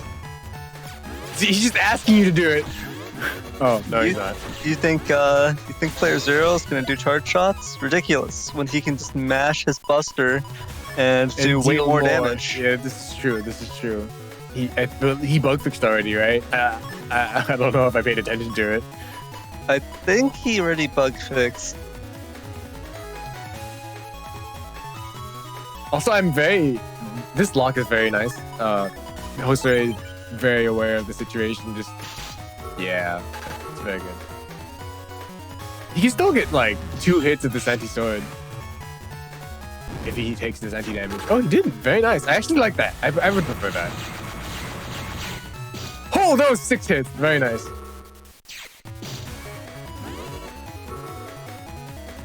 Okay, yeah, thank you, Dark. Apparently he did already bug fix. Yeah, see? Alright, now we just need Player Zero to trip and fall into one of those broken panels. Wow, he just falls down it like when you summon a Navi, right? Yeah, he just falls into it, and the set ends, match ends in Josue's favor. That's what we need here. So hopefully that happens. Player Zero tries to move forward and just trips. I kind of would like. I could see that happening if there were an ice panel in front of him, like between him and the hole, and he goes too far from the ice panel and right down the hole. Oh yeah. This is looking very good for Josue though. I think Player Zero. I mean, he still has a lot of resources left, obviously, but So this might be a rough turn. Oh, nice. what? Oh, he dodged nice. that too. Wow. Yeah, this is very good for Josue then. Both Beast Rush chips that could remove the life aura were dodged this turn. Josue getting a very, very, very good advantage here as a result. Not sure if it's enough, but definitely looks favorable for Josue.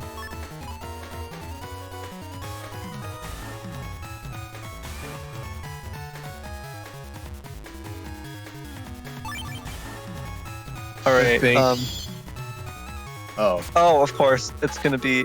Yeah. All right. I see. I see what's happening here. Tengu back B removes the life aura. But he lost. Go ahead. 2 trillion. Oh yeah, Element Man.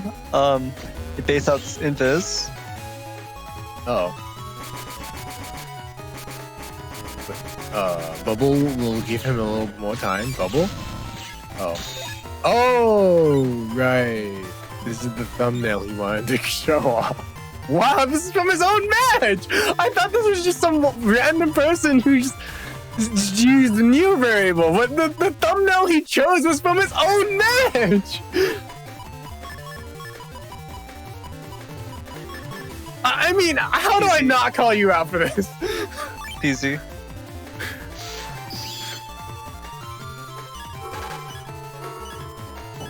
Easy. Explain yourself.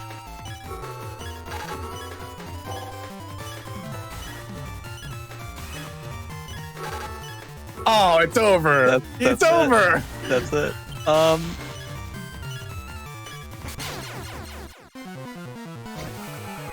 Wow. You know what? Sure. That's fine. It's fine. I Okay. personally was expecting, like, I was personally expecting him to just randomly win off of like a 30-hit meteor knuckle on center panel. Right, like it just keeps going, and then it just it deletes the person and keeps hitting them for like an extra 26 times. Yeah. I was just expecting that kind of ending, so it's fine. At least it wasn't. It wasn't like a bad moment. It's just when I have the context for the thumbnail, and I put it together with the situation. I don't know. I'm not sure how I feel. not sure how you feel. Not sure. Well, I got a lot of complicated feelings right now. I personally feel like I feel a deep disappointment that PZ didn't lose. I'm deeply disappointed. Well, there's always next time. Yeah, GG, well played to Josue and to this other guy here on the right who I forget his name. I'm sure he's not important. Josue in Twitch chat is saying PZ even asked me to submit the video. LOL. Wow. So this was all just orchestrated by playerzero. You know what's the term? Heel, right? playerzero is the ultimate heel for the competitive community, right? We love to hate him. He's just the ultimate villain. He's the final boss. Like heel Navi, playerzero. Like heel Navi. Yeah, just the ultimate villain. Well, I mean, okay. GG's to both players. Josue did his best. Yeah, Josue, it was a good job. I think you had a good match. It's just how it ended and how all the pieces that came into place that created the situation that we are in right now. Yeah, but with that, I think we can head into setups for our next set of the day, which is Godon versus Derek Leland.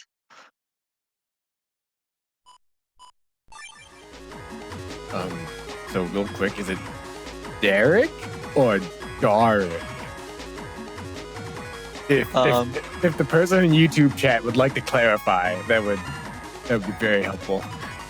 Yeah, please clarify on the pronunciation so we can not make fools of ourselves. But yeah, let's talk about the setups a little bit here. It is a Gregar versus Gregar mirror matchup. It's Bugrise Sword, actually. Oh, Bugrise Sword, air shoes, and there is... What is that? Is that shield? Oh, it's first barrier. As we all know... Yeah, go ahead. As we all know, Bugrise Sword, notoriously powerful, oppressive, impossible to deal with, one of the strongest chips in Battle Network 6. Truly a powerhouse that everyone fears. Everyone respects and fears the Bugrise Sword. Absolutely no redundancy.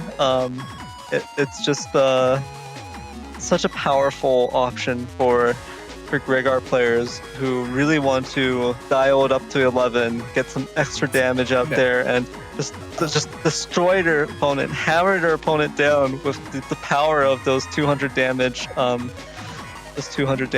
charge shots.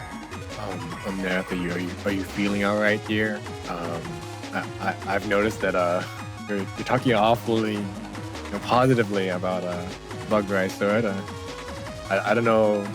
I feel like this is a complete 180 from what we've been seeing from you up until this point. Oh no, of course I'm kidding. Bugrise Sword completely awful. Okay. It's always a meme. It's always a huge meme because you're using this Giga where you want to get it like ASAP, and in a version where you don't have trash chute, you can't cycle your folder faster, and then the build is like, you don't get to run like Cust 8, you don't get to run full, you don't get to cycle through your folder quickly. So if you have Bug Rise Sword and it just happens to be in your final slot or your second to last slot, something like that, it's just like negative value. Why did you even pick this Giga, basically? And that redundancy point is very true. Gregar, the version Gregar does come with a cross that everyone has access to on Gregar. Is a slash cross, and you get essentially the same amount of advantage state with just as much damage, almost, and it doesn't cost you anything.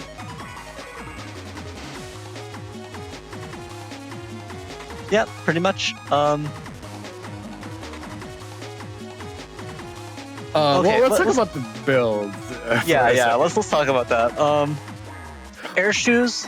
So on the right side, the Bug Buster got air shoes, 1500 HP. It's pretty solid. It's overall a solid folder here, solid build, at least in terms of the Navi Cust. On the left, you've also got 1500 HP air shoes, Cust 1. This is major difference here is Bug Stop, and then the actually, they both have air shoes, and they both have Godon ×2, but they don't have uninstall. So I think this actually is going to be a little awkward. Yeah. This is it's gonna be funny here. The Godons are just gonna be used for beast charges. A lot of these chips are gonna end up being beast charged because it's double slow gauge both sides, ranked on Godon's side. But then that means optimally 3 of these slow gauges will end up beast charged. 4 of these Godons will end up beast charged between the 2 players. They're both running maximum area grabs, 5 area grabs. In terms of area control, again, I'm surprised to see Godon not running Grab Revenge, which could have been stuffed into the Q code for a very strong, guaranteed high damage Kernel Force turn. Yes, very true. But really, it's going to be an interesting matchup here. By that I mean a tragedy for Bug Rise Sword as usual. So even though they're I think if Godon uses 2 area grabs or more at the very start, and then Derek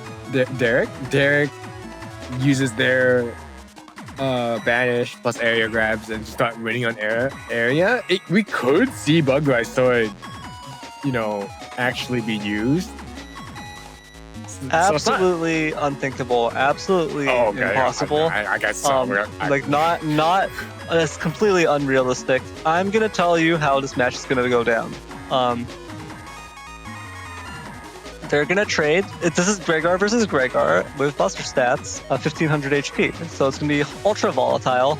They're gonna trade charge shots. One of them is gonna get knocked down to a lethal threshold, and then it will just get deleted. Possibly by Kernel Force if it's Derek taking the brunt of the damage there. On the other hand, even just a good combo of like these Navi chips, Race Man, Judge Man, Element Man, you can obviously chain those together into some charge shots, which is do the trick from like 700 HP, 800 HP in one turn. That's enough to finish someone if you just weave in some of the charge shots. So like, the volatility of low HP, 1500 HP Gregar matchups where both players are trying to cheese with Godon is just like, it's so high that it's unpredictable. I would give the edge to Godon in terms of having the Kernel Force as a finisher. Yeah, just because like Bug Rise Sword is so steady, right? Like because it's such a steady Giga where you're just putting out the 200 damage over and over and over. It's not bad by any means, but like the way a Gregor versus Gregor matchup like this will proceed, usually when you draw that Giga is actually, I just needed a little bit to close it out. So Colonel Force has the edge there. That's about all I have to say. Yeah, I think we can. You can take it into the match if we have more to say about it. We can take it there. So I did kind of look at the fact that there's no sanctuary in Godon's folder, which I think would kind of help the bug ray sword. If a life aura comes up, it'll be gone. Hopefully, I mean, you kind of need that precious time to actually, you know, it takes a long time to charge it too. So I don't know. It's not super worth it in my eyes. I mean, we've had people trying to make Bug Rise Sword work, and sometimes it works. It's just, who knows? Who knows? In this matchup, it's possible. It's totally possible that Bug Rise Sword will win. But what I'll say is that if it wins here, I don't think the player playing it won because of Bug Rise Sword necessarily. Yeah, that's how it tends to feel. That's how it tends to feel, in my opinion. Yeah, but I'm rooting for it. I remember plenty of my matches just sort of. I think it was on stream once. I brought Bug Rise Sword, but I just could never find a reason to use it. It would be my final chip, and I just wouldn't take it because I couldn't. I wasn't winning an area. I didn't have any way to actually land it. I had bugs. I had Buster Bug too. It just didn't feel worth it. So on this turn, Godon did unfortunately throw the Judgman into the void. Used it over while standing over a broken panel, so wasn't able to get the value there and stop the slash block from happening. But Godon did actually manage to retaliate pretty effectively. Landed a couple of charge the charge tackles. So Derek actually didn't get Derek has a lead, but not a really solid lead. Yeah, the HP is going to be evened up just off of this. The Gedon's got no real point. Not sure why you would even use it here, but the Gedon's well, actually, no, never mind. Both players drop Life Aura here. Godon really should have just dropped it early, though. Instead, taking 2 extra charge shots, unfortunately. And that little bit of an HP difference might make the difference. So it's a small misplay there that can snowball out of control in this kind of extremely volatile matchup. The one thing I was going to say that Godon could stop Kurama SP, which I guess is a convenient thing you could do. Another thing I wanted to say was actually did you see that sanctuary in that custom?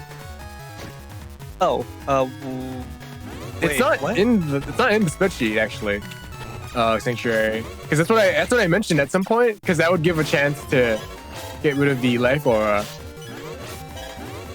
For free. There might be a mistake here.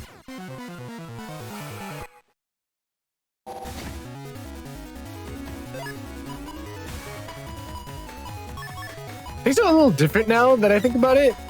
Since we're now using Tango to look at sheets rather than the spreadsheets. Oh, I don't know what you're talking about. I don't look at not? Tango. I don't look at Tango because it's actually too distracting for me. Like I don't like seeing the Tango UI like showing the folder and Navicast and everything. Like it actually bothers me, specifically with Tango 4. With Tango 3, because it popped up in a separate window, I actually liked that better. But it is what it is. Yeah, but yeah, seeing playerzero is agreeing with you on that as well. Yeah, I liked it when it popped up in a separate window. I was like, well, I can check it, and but like because it's like just side by side right now. It's a Blastman SP doesn't connect. These very sturdy rocks finally go down. The charge cross charge shot could have been used to get rid of the rocks before using the Blastman as well. If you want to guarantee that it landed. Yeah. Charge cross will instantly destroy those obstacles. So those rocks could have been just dealt with before the Blastman SP was used. Fortunately, that didn't end up happening. Godon is at a pretty severe disadvantage here, down 700 HP basically, almost 700. Off of that early exchange. Ooh. Let's see if that made a difference though. Oh god. I almost want to say the rush shouldn't have even been popped here. Yeah, because this might work. You dodge it? Oh no. Oh wow, I really don't know the timing for that then. Wait, just stay in the middle. He can't get you. Stop! Stop! Yeah, Derek is suffering from the warp step and can't center themselves, so there was a little bit of damage that could have been avoided by Godon there just by standing in the middle. Rush was... I do think, yeah, Rush ended up being completely unnecessary there to burn it there. Just don't use the chips, because you don't get value there anyways. Oh, but this exchange is very good for Godon. If this Chrono Force connects, that will be it. I think this is it. Unless there's... Okay, yeah, that's it.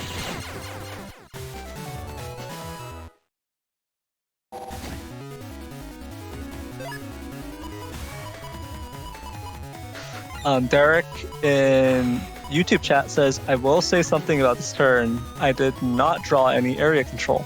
And yeah, that's a high... There's a high probability you don't draw area control when you're playing Gregor with Cust 1. Yeah, just 6 total Cust. You're at the mercy of the chips you draw. You just gotta play it as it comes, and it can be quite a problem when you're stuck in that situation. I do notice that Derek did tag an area grab. So if Derek wanted to try and draw at least one area grab, I think it would have been a good idea to go and charge. I think that's kind of your best shot at trying to fix your hand, trying to add more custom into your options, really. So if that ever happens to someone else again, oh, that was very lucky actually. I feel like that could have been a counter. That erase, or that not erase, but the Element Man there could have been stand there. Yeah. Go ahead, sorry.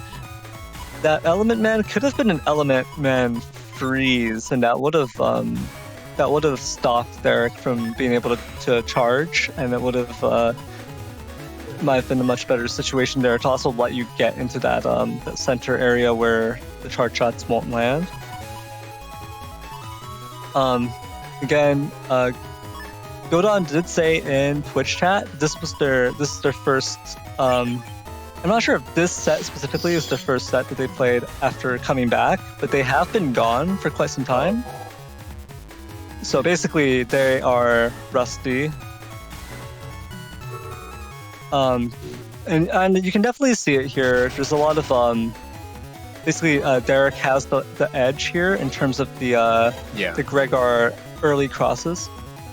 Okay, so Godon confirms in Twitch chat it is the first set flat out since they came back. Yeah. So yeah, definitely they're out of practice here.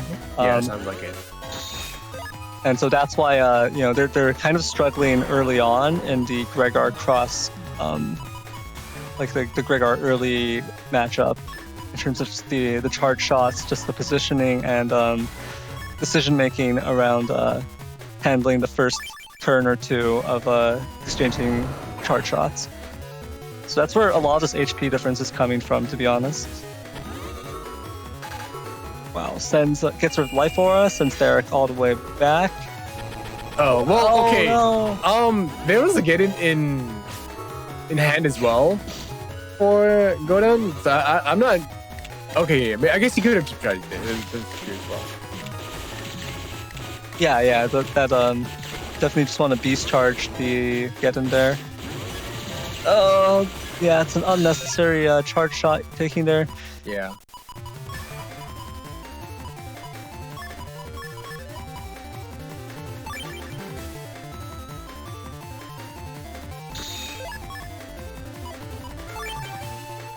Yep, just carry it through.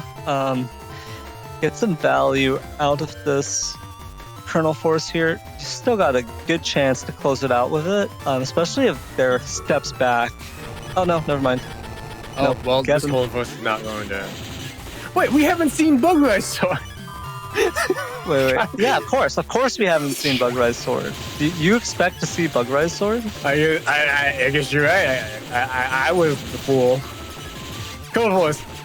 Oh. Oh no! Why? No! Don't just use it. Could have beast charged that. Oh no! Yeah, it's okay. We all have to, especially after a long break. Yeah, after a long, it's pretty rough here.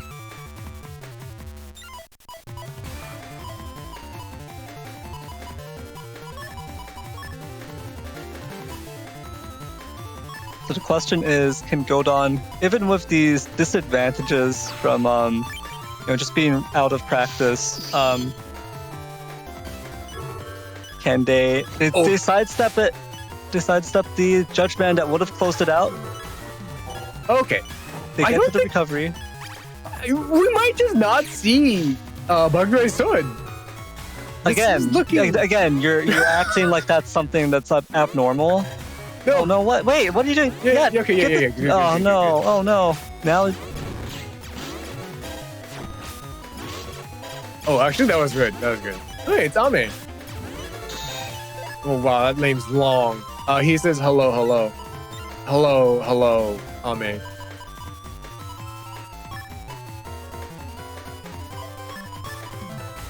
Oh wow, this is so rough.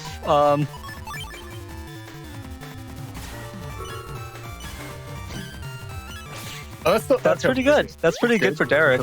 Yeah. Shipper lockout, I think. Wait, is there another recovery in there? No. No. What? Oh no, that means the anti-recovery is gonna be. Oh no, that's good. Okay, now do a recovery, Derek. That'll really finish this up. Oh, okay. Oh wait, he could have just go. Yeah, okay. Okay. Oh. Wow. I was about to. If it went to the next turn, I was gonna be. Oh, okay. Well, good game. Very clearly, rusty, So- but it takes a little bit of time. It's okay. I mean, I think considering all things considered, right? With that in mind, the fact that was their first set after like a year of not playing, that was not bad. It could have been much worse. I Also- do think if Derek just had like the kernel force and then just went through their folder slightly faster, it probably would have gone to them. I'm betting they drew Bug Rise Sword, but because it's in what? There's like no other codes in here. I don't know. Okay, I'm just gonna tell you. Like I have seen, because Salad tries to play Bug Rise Sword. The key word there is tries. Because Salad tries to play Bug Rise Sword, I know how dumb it is to try to play it, like, and how horrible a lot of sets can be, where it's just like you it's at the back of your folder, or you draw it at a time where, like, well, it's late enough that you can't even use it because you have to use recoveries this turn or you're going to be deleted, or you have to use you have to use barrier 200, you have to use life aura or you're going to be deleted that turn. or you need to use your grab revenge, or you're going to be deleted that turn. So then you don't even get to use the bug rise sword anymore. It like you just have to spend every turn just trying to survive, right? Yeah. So like it's not like BDT. It's not like Bug Depth Thunder where you can dig it out in Falzar, but you kind of can't dig it in this one in Gregor. You can dig it out in Falzar, and then once you draw it, it like BDT is so disgusting because it doesn't just provide offensive power. It's not like Bug Rise Sword where it's just like 200 damage. It's area control. You can force people to completely change their movement with it, or they just lose. Right? They have to change their movement to accommodate BDT. It's paralysis, so you force them to use Tomahawk, or otherwise they're just going to get locked down by the BDTs if one connects, or if you combo with a Bubble Star or something like that. Any kind of paralysis chain can lead to a chain paralysis if BDTs connecting. So Bug Rise Sword just doesn't have those advantages, so it's hard to justify. But nonetheless, if Bug Rise Sword was just like the entire field, maybe it'd be more worth using. Yeah, maybe if Bug Rise Sword was just like 1,000 damage, maybe we would be able to see some Bug Rise Sword action. But unfortunately, that's not the case. But GG, well played to Godon and Derek. Yeah, GG, well played to both players. With that, we can head into setups for our next set of the day, which is Jdog versus Salad. So we haven't seen Jdog today, right?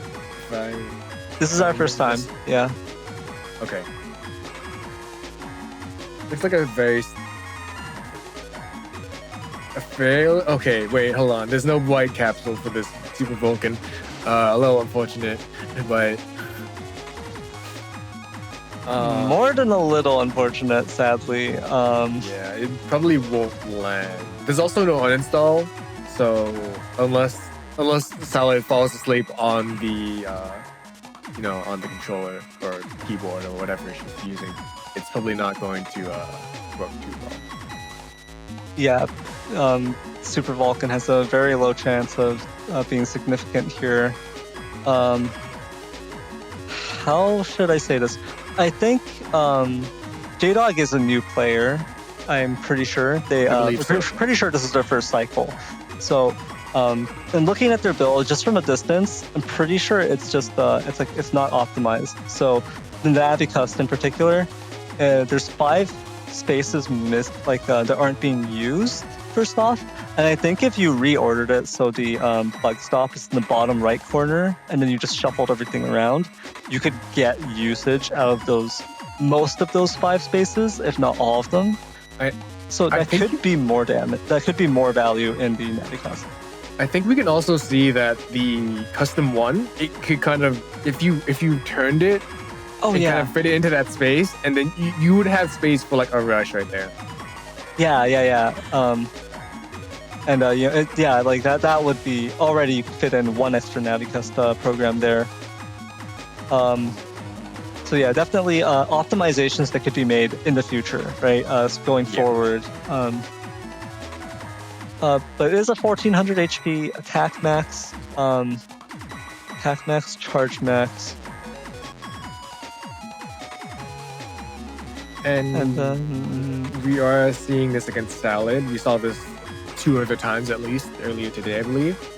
And it is the M code with air hockey and uninstall. R code uninstall. Oh, wait. Oh, yeah. The Mach Gun and Heat Dragon are for the uninstall, I believe.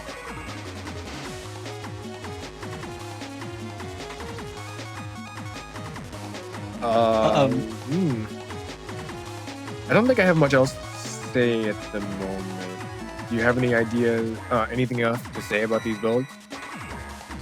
Off the top of my head, nothing really that we haven't mentioned already, because we saw Salad's build already today. It should be interesting. I'm wondering how Jdog will perform here. Yeah, as a newer player, I would like to see how this goes down as well. So I guess we can go into the match for now.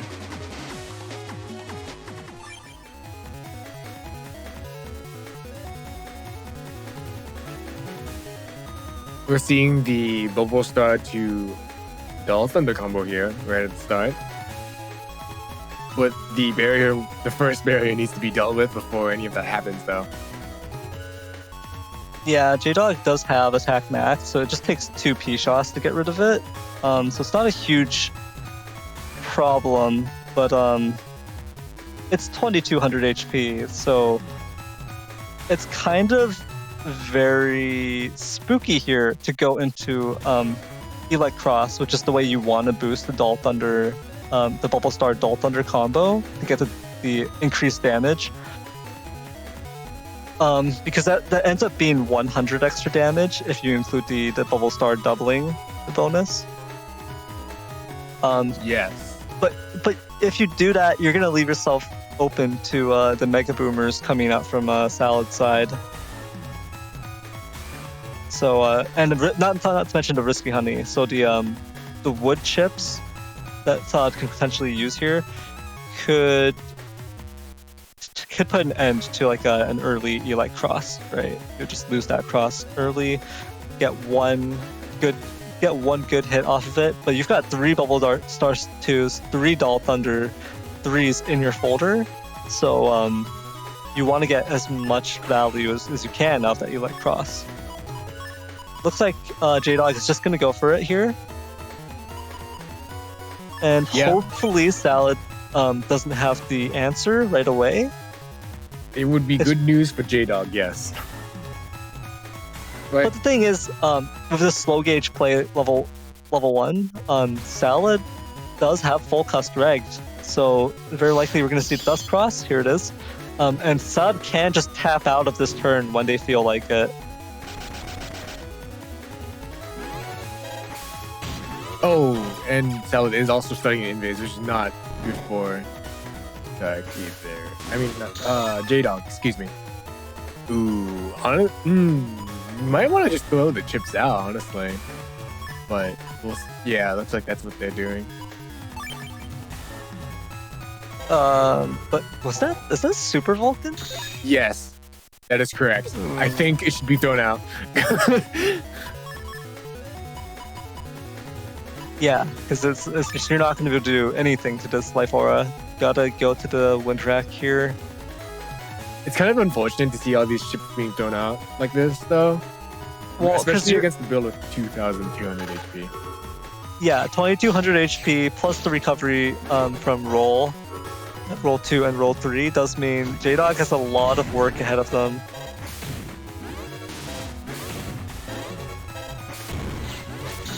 Oh, that was unfortunate. Oh, that was also unfortunate. The loss of the Elect Cross there, that is a lot of damage that's going to be cut out from the chips. At least an Elect Dragon did connect.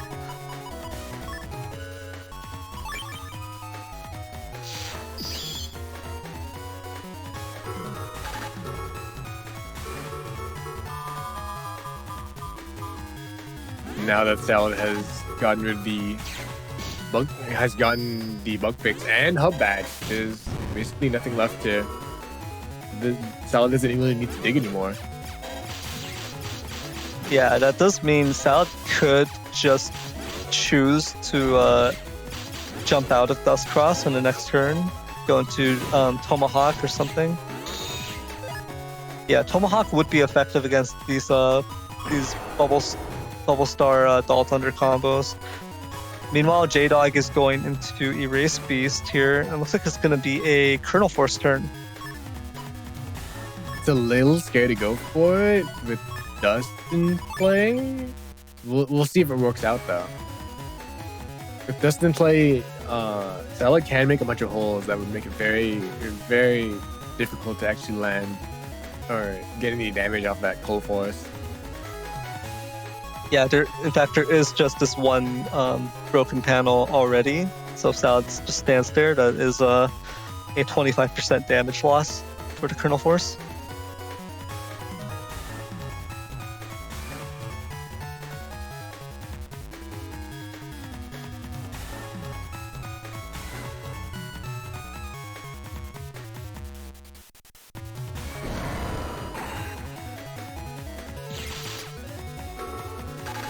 Ooh, Judgment does not connect. Salad takes the opportunity to time freeze with the roll 2, get some HP back.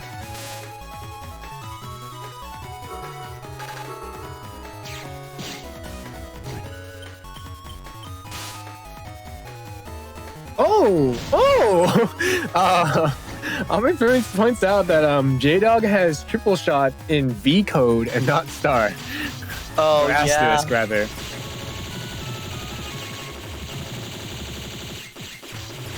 Massive amount of damage with that Kernel Force, so a good value there at least. Unfortunately, Jdog did not wait for the hole to disappear, which actually happened a few seconds afterwards as well.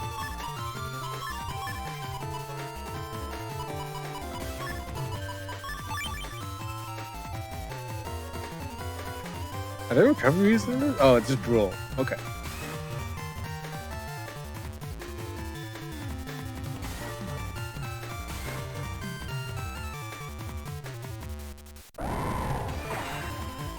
Oh no, this could be bad. This looks like it is at least going to stall things out here. Ooh. Okay. Nice. Oh, wait. Oh. Oh! Oh, okay. Oh. What?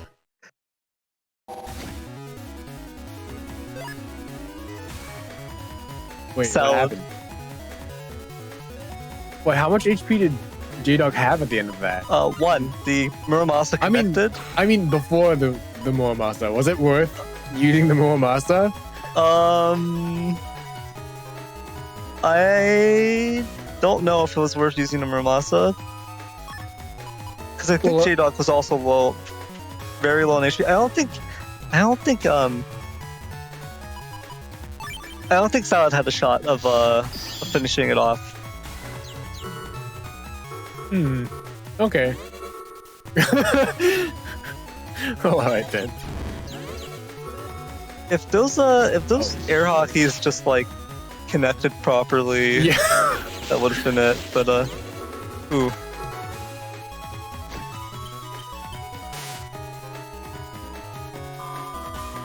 Oh, Bugfix turn 1. Oh, that's why she didn't. That's why she didn't go into dust turn 1.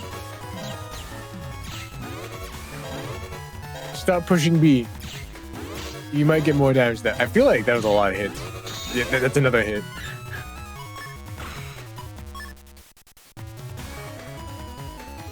Yeah, if this were player 0 on either side, they would just be mashing their Buster, and they would just get like 8 charge shots over the course of that same time span. I can see that happening. Very And all of real. them would just connect, and then their opponent would be down like 400 HP. Yep, that sounds right. Playerzero in Twitch chat. I would be mashing my Buster shot there. How did you know? Is this this gonna be the Elec Cross null chip charge to get paralysis on this on this Super Vulcan? So there's no beast boost to it. There's no plus 30 beast boost. So it's just gonna be a straight Super Vulcan with the Elec Cross paralysis. If Salad traps herself with these holes, maybe. Okay, no, that's not happening. Oh, okay, that's nothing now. Yeah. Yeah, it's not. Wait. If the Electragon were first, that might have been real. That could have been a trap. Yeah, that's true. But unfortunately, the Electragon was ordered at the end there. Unfortunately.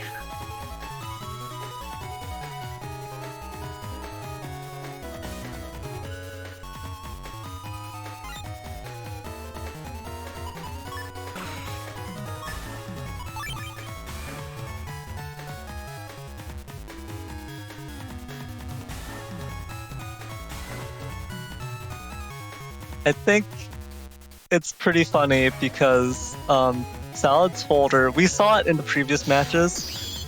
Salad's Holder has this great like finishing combo. It does? I mean, go ahead. With the air hockeys. Basically, beast air hockey spam. It can do a lot of damage when you don't really expect it. I'm not sure what the exact threshold is for deletion, but I think optimally it's like around a 600 HP range. It can just take you down. But it feels like Salad really has some trouble with this build, being able to just. Oh, okay. Go ahead. Being able to like actually just knock you down low enough, especially like early on. So it tends to go quite late, like quite a few turns in, and then Salad will go for the air hockeys to try to close it out. But like it seems like it's hard for Salad to put pressure onto her opponent early on. Oh, I see what you mean. Yeah. Yeah, especially because there's I mean, obviously Salad does hub batch, but starting with no buster stats too does make it make the first turn or two before, or at least till hub batch is drawn, it also makes that a little bit rougher. But at this point, things are okay. The Summon Black 2 won't do anything. Maybe this is the turn for the Airhawk. No, this is not. It's not an air hockey turn for sure. Oh yeah, there's a roll 3. Okay.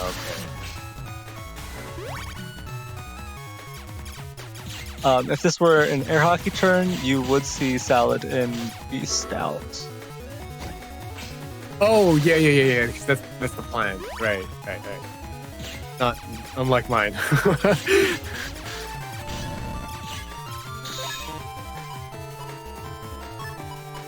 Oh, this could hurt. 2 area grabs and Cold Force? I don't remember if we've seen Life Aura. Oh, okay, yes, prepare for it. That is definitely going to make it harder to Cold Force. Okay, please don't mash it yet. The hole's gonna leave. Okay, never mind. That rush gives Salad some extra time to react here. Judgment. This is gonna remove quite a bit of damage. Yeah, I think. One row of it will be gone. Ooh, oh wow, that's one. Very nice. Oh, and the bees. Oh yeah, they'll do it.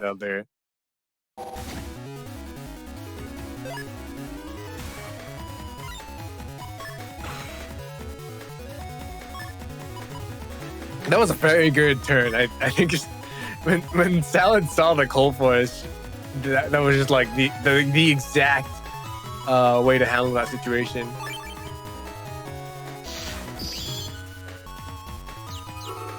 Yeah, probably did the Cold Force a little too soon. Oh, slow gauge just got thrown away there in that time freeze. I kind of feel like. Oh yeah, that's the thing. Oh right, that's the thing too. Oh wow, managing to dodge the Mega Boomer though, so Electros is going to be safe.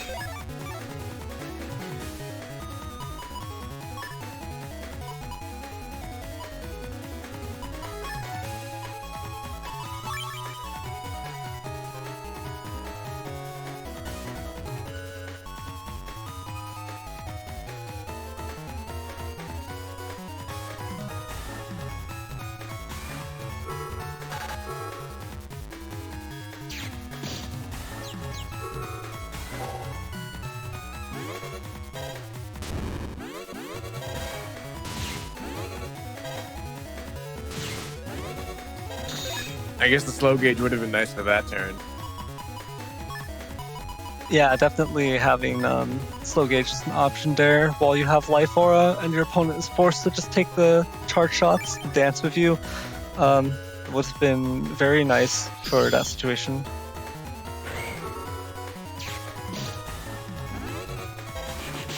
Wait, I didn't know you could do that. I didn't know you could chip charge it. Wait, what? What do you mean? Jdog was trying to chip charge the Super Vulcan, meaning it would have all paralyzed. Because the Super Vulcan is a null chip. Okay, but I've never seen it, I don't think. Really? I'm pretty sure. Okay, some people have done it before, and I think I've done it before too. But like it tends to be considered very suboptimal. Yeah, because you could. Go ahead, sorry.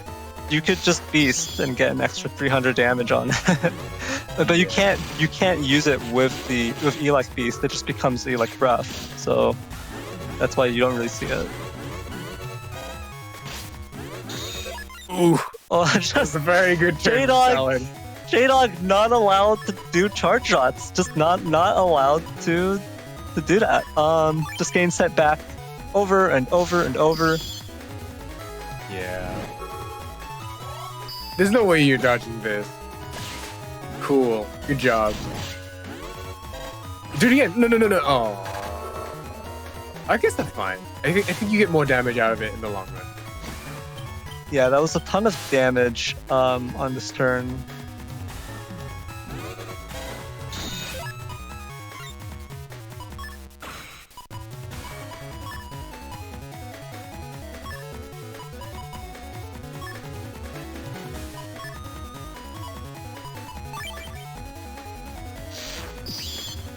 Jdog switching it up into Erase Cross. Anti-damage, bug fix.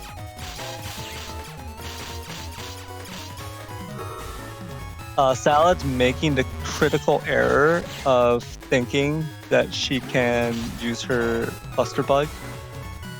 Oh. Fair enough. It's not. We can't all be playerzero. Oh, both of. Oh yeah. Yeah, because there isn't time to actually wait to actually get the damage in, so it's just going to use the rolls for the recovery. Oh, and this perma hole is not going to make that whole force too great.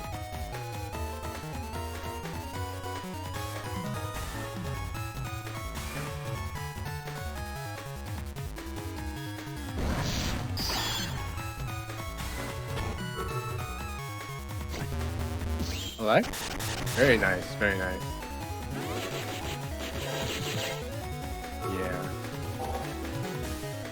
Yeah. Salad showing that she knows how to deal with Geggar. Alright, can you get 8? Nope. Not a single one. Yep. I mean, the 3 shots. What are you going to do? No, if you're not player zero, what are you going to do?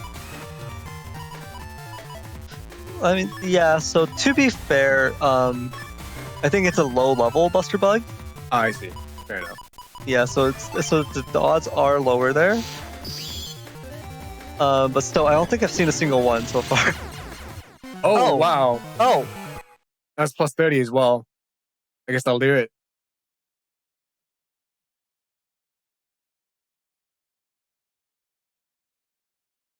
Yeah, that will definitely do it. Well played to Jdog and Salad. Jdog put up a respectable performance, a good fight. A valiant effort. A valiant effort. Even though it was their first time, even though their Navicust could be further optimized, they still put up a decent fight there. I mean, of course, Salad is playing air hockey, so it's not like the most. You probably won't see this in like Blood Moon, for example, right? Yeah. Probably not the best idea. Or at least I think most people would not take this into Blood Moon and expect to make top cut with it, right? It's like this. It's not. So it's not. A folder most people would consider competitively viable if you're just trying to win as much as you can, get the highest possible position, the highest possible ranking in a competition. Probably not going to bring air hockey, but still putting up a very good fight. Yeah, air hockey's cool though. I like how it does the thing. Yes, how it does the thing. is quite cool. Yeah. All right.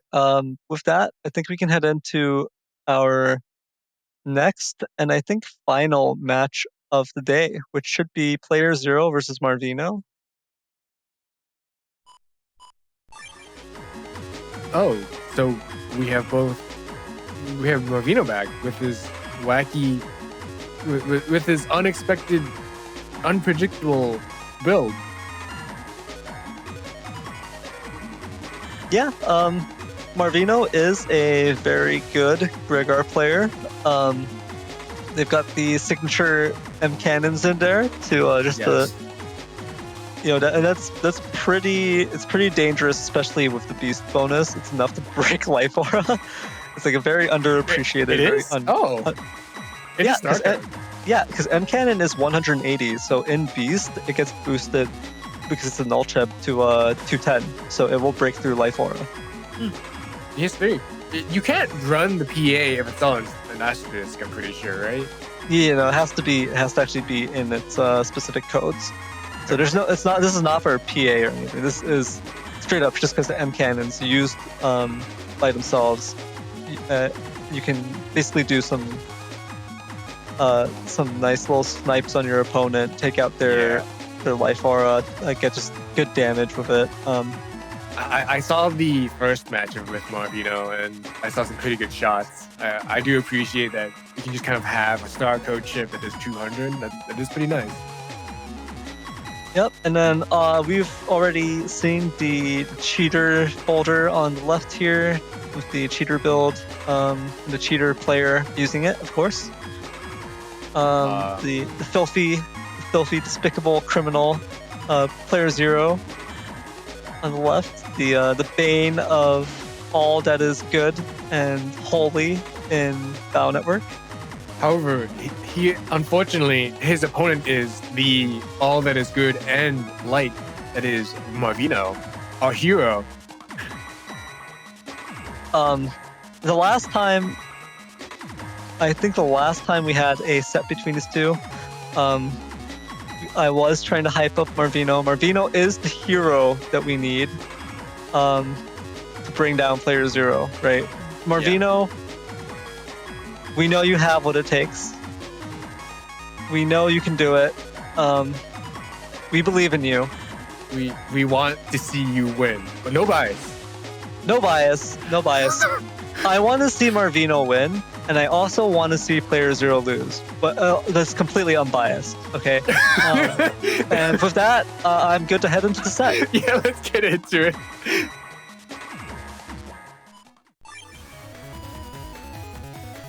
Ew, middle perma-holes, that's gross.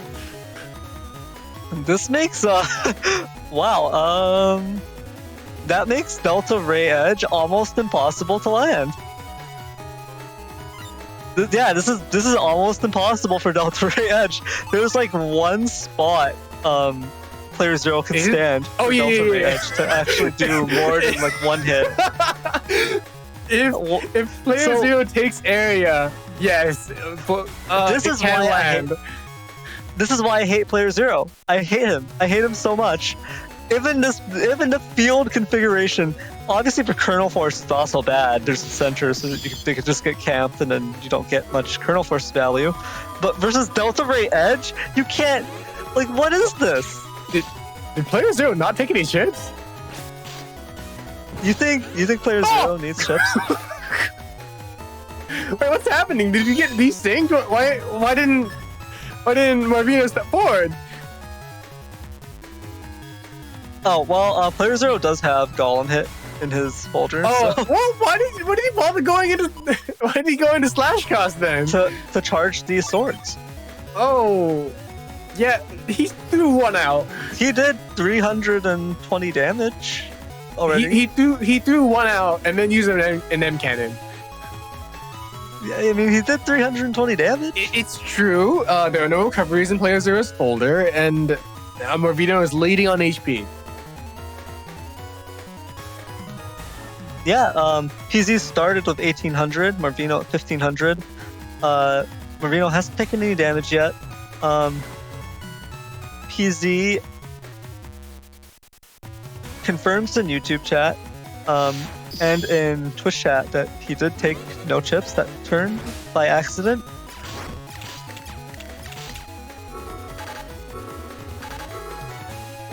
There are also no shoes of any kind in Marvino's folder, so none of these charge shots will be landing.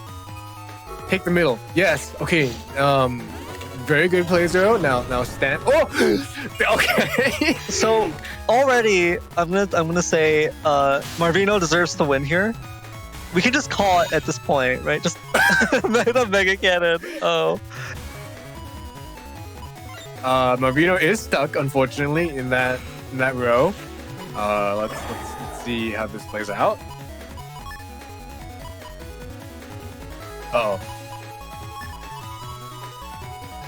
I hope that isn't an Element Man Ice that lands on that very very innocent charge cross that does not deserve to be crushed right now. playerzero, maybe don't do that. PZ should just, in my opinion, PZ should just probably just forfeit right now. Just give this one up. Because Marvino already demonstrated his absolute superiority when he dodged the tank cannon. Oh wow, very nice. Oh wait, Marvino. The timing was impeccable. Oh no, the M cannon! No. playerzero, you can't do this! It's cancelled out into a wind rack. Oh, no, they're even. They're literally even on HP. Well, yeah, dead even. 1177 to 1177.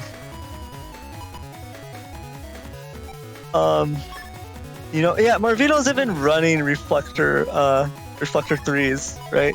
So Our hero. he is the hero. He is the protagonist of Battle Network 6.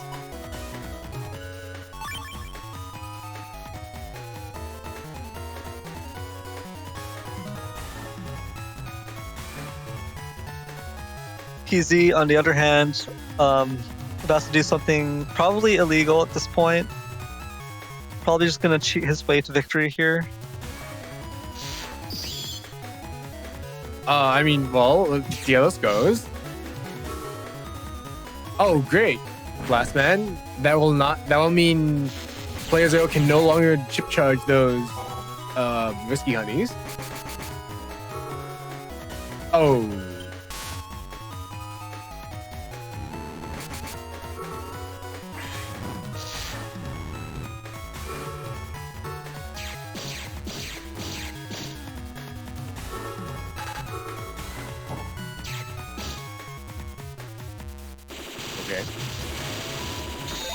Yep, Marvino able to deal with those fees using invis. Doesn't end up taking the double point. Marvino does also have the HP lead. That's good to see. No bias, just to make sure, but no bias. It's honestly a travesty that playerzero isn't at 0 HP at this point. It's in the name. He should just start with 0 HP. Yeah, playerzero should just start with 0 HP. That would be a perfectly balanced way to to make things more fair for everyone.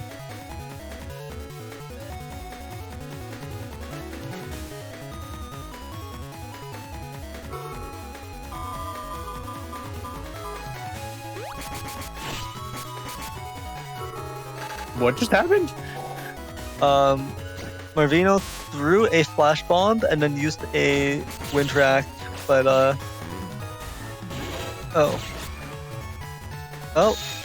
okay.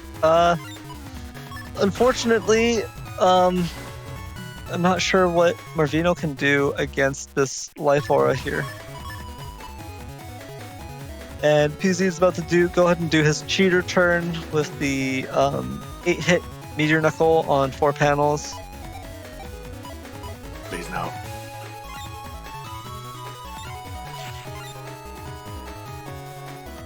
I think the possibility does actually exist.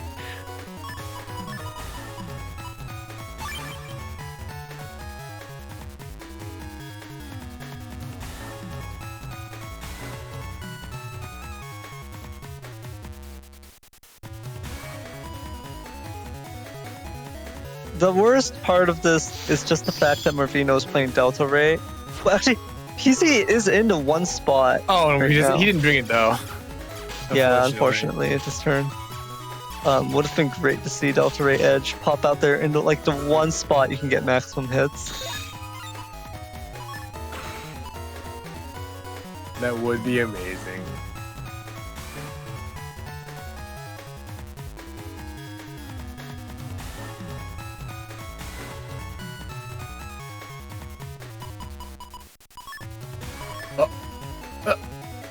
Is playerzero throwing out all 5 chips?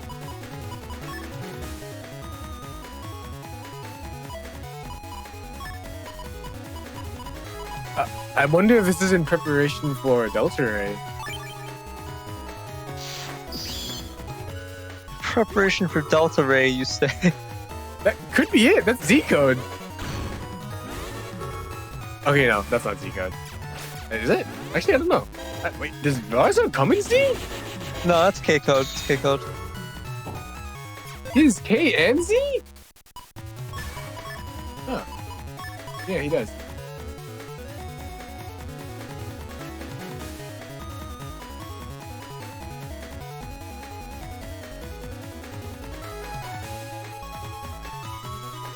All right. Maybe we can see it. Maybe we'll see Delta Ray just land.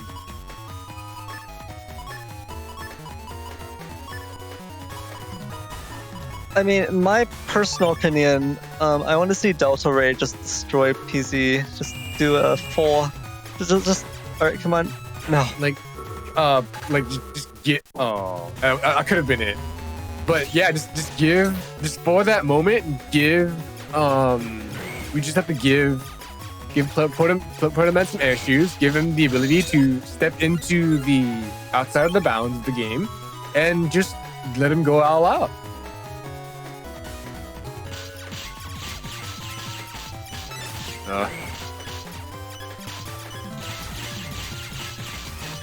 Oh no, what is this what is this going down to? Oh no, don't get 5 hits. Oh no, don't get 4 hits. That was 5 hits.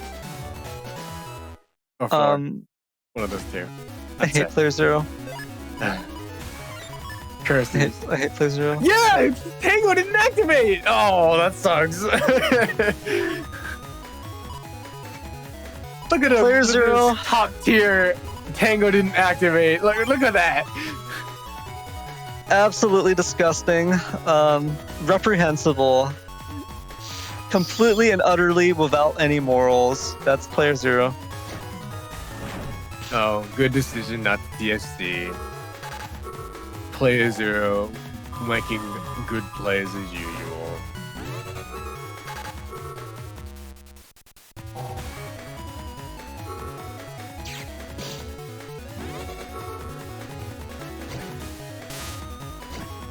Good patience by PZ.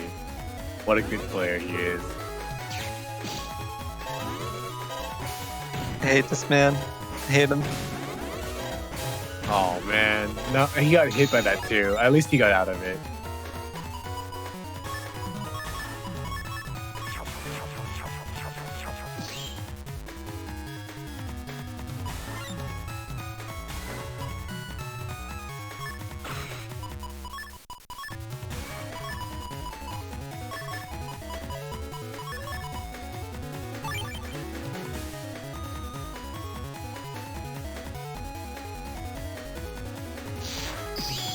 Oh yeah, he pulled bug fix too, huh?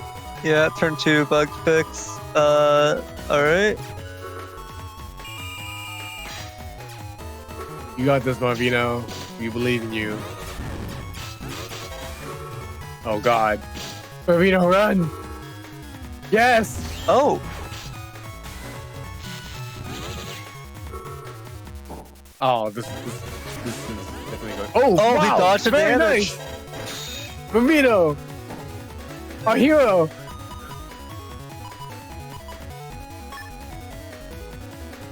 So, clearly, what I said earlier, I'll say it again for those of you who maybe didn't hear it. This matchup truly is evidence that the person who deserves to win doesn't always win. Yeah, it's true. Yeah, get out of here. It's not your Yeah, get your out of area. here, PZ. Get out.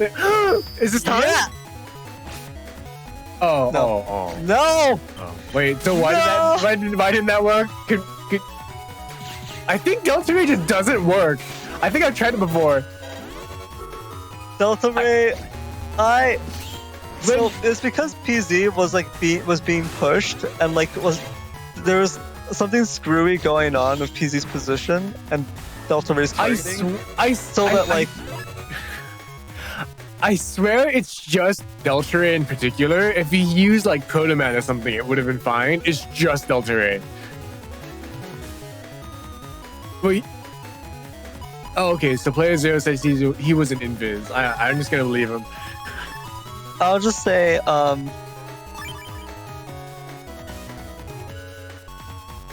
absolutely criminal.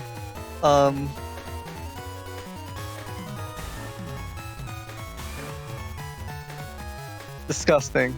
A truly disgusting sequence of events. I'm absolutely disappointed, deeply disappointed, and in fact depressed. I'm deeply depressed by this. Elect sword, get him! Don't do it. No.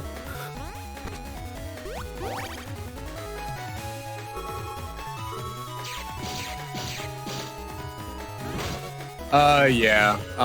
The grab revenge did indeed give flashing on the drag because he was already in flashing. Oh, yo, Marvino, look at that. I think you had 2 end cannons that turn. Oh. Okay, yeah, please.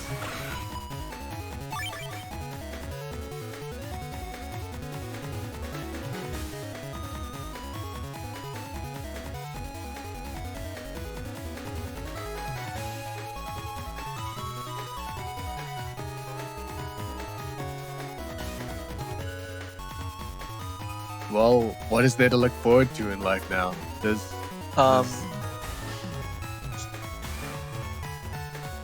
There's a...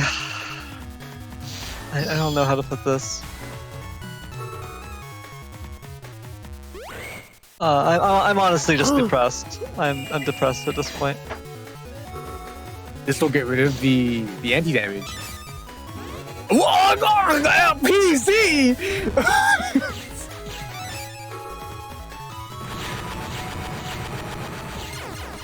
Yeah, and is that average? What's average on that? On 6? Hold up. Someone get me the spreadsheet.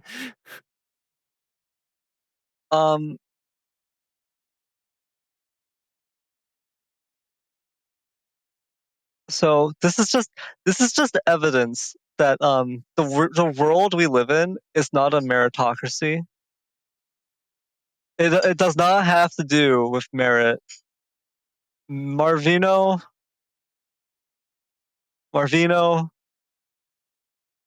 I'm so sorry. I'm so deeply sorry. I'm sorry as well.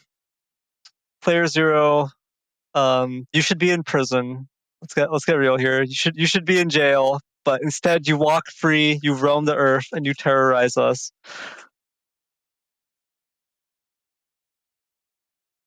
I have no words.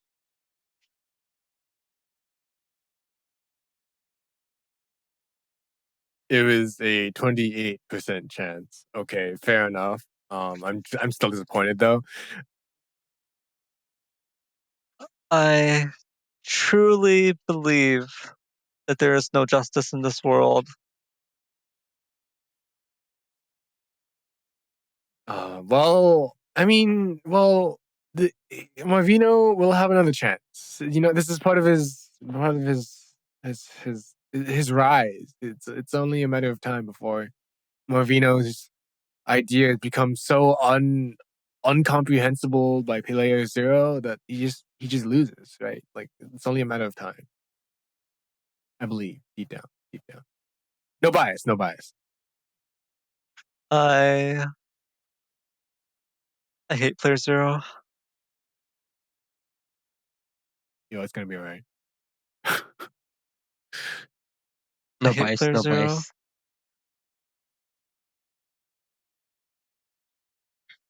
But yeah, so well played to both players. That was a very good match.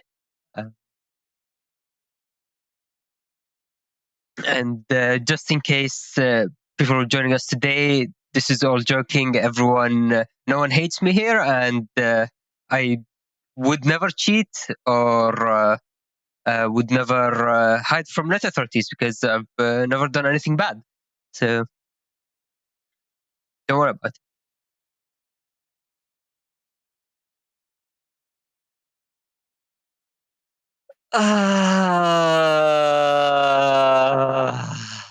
God. Another week in which the villain wins. Why is there no justice in this world? Why? Why do we live in such a wretched reality? God, help us all.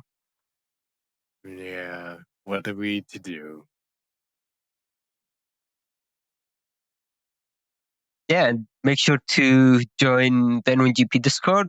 Everyone there is really good to hang out with, and no one would ever cheat. Oh yeah, playerzero is also in the N1GB Discord. Just to make sure you all know. No bias.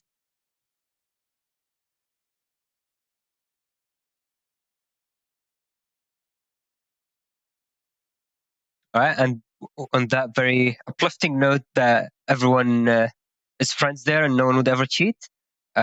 Fortunately, that was the final match for today's stream. And don't forget that signups are still open for the Blood Moon. So if you are looking to sign up and looking for that sign up video mentioned earlier in the stream, then make sure to head to the N1GP Discord and check the tutorials channel, which, as you might expect, you can find it there, as well as the setup for Tango, though it is slightly different, since now we have Tango 4 with fancy new features. And before ending the stream, I do want to give a quick shout out to donations that we've received since last stream.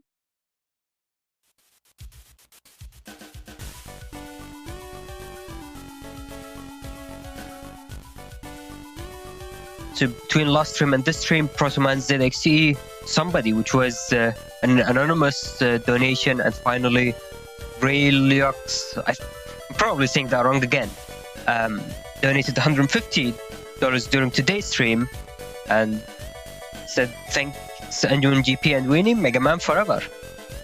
And obviously, for anyone that donates, especially for that anonymous donation, make sure to let us know if you are in the Discord and your Discord name, so we can assign you the millions role.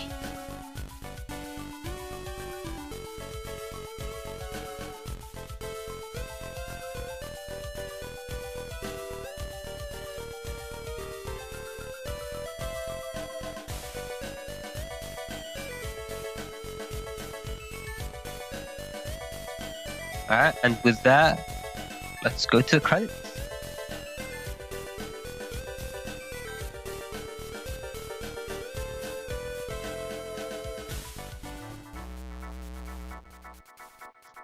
So I do want to give a huge shout out to all of the participants for this tournament. We had, I think, around 32 players joining and a lot of people playing a lot of matches. We had a lot of submissions as well for VODs, but unfortunately, as always, time is limited, so it's very difficult to pick which matches get shown on stream.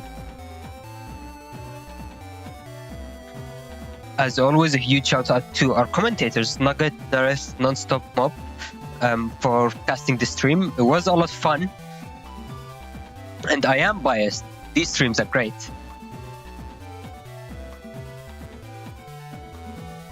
And finally, a huge shout out to Salad for running these tournaments as well as keeping the N1GP stream. So if you end up missing any part of the stream, there will be a YouTube upload this Friday at 1 p.m. at 1 p.m. EST.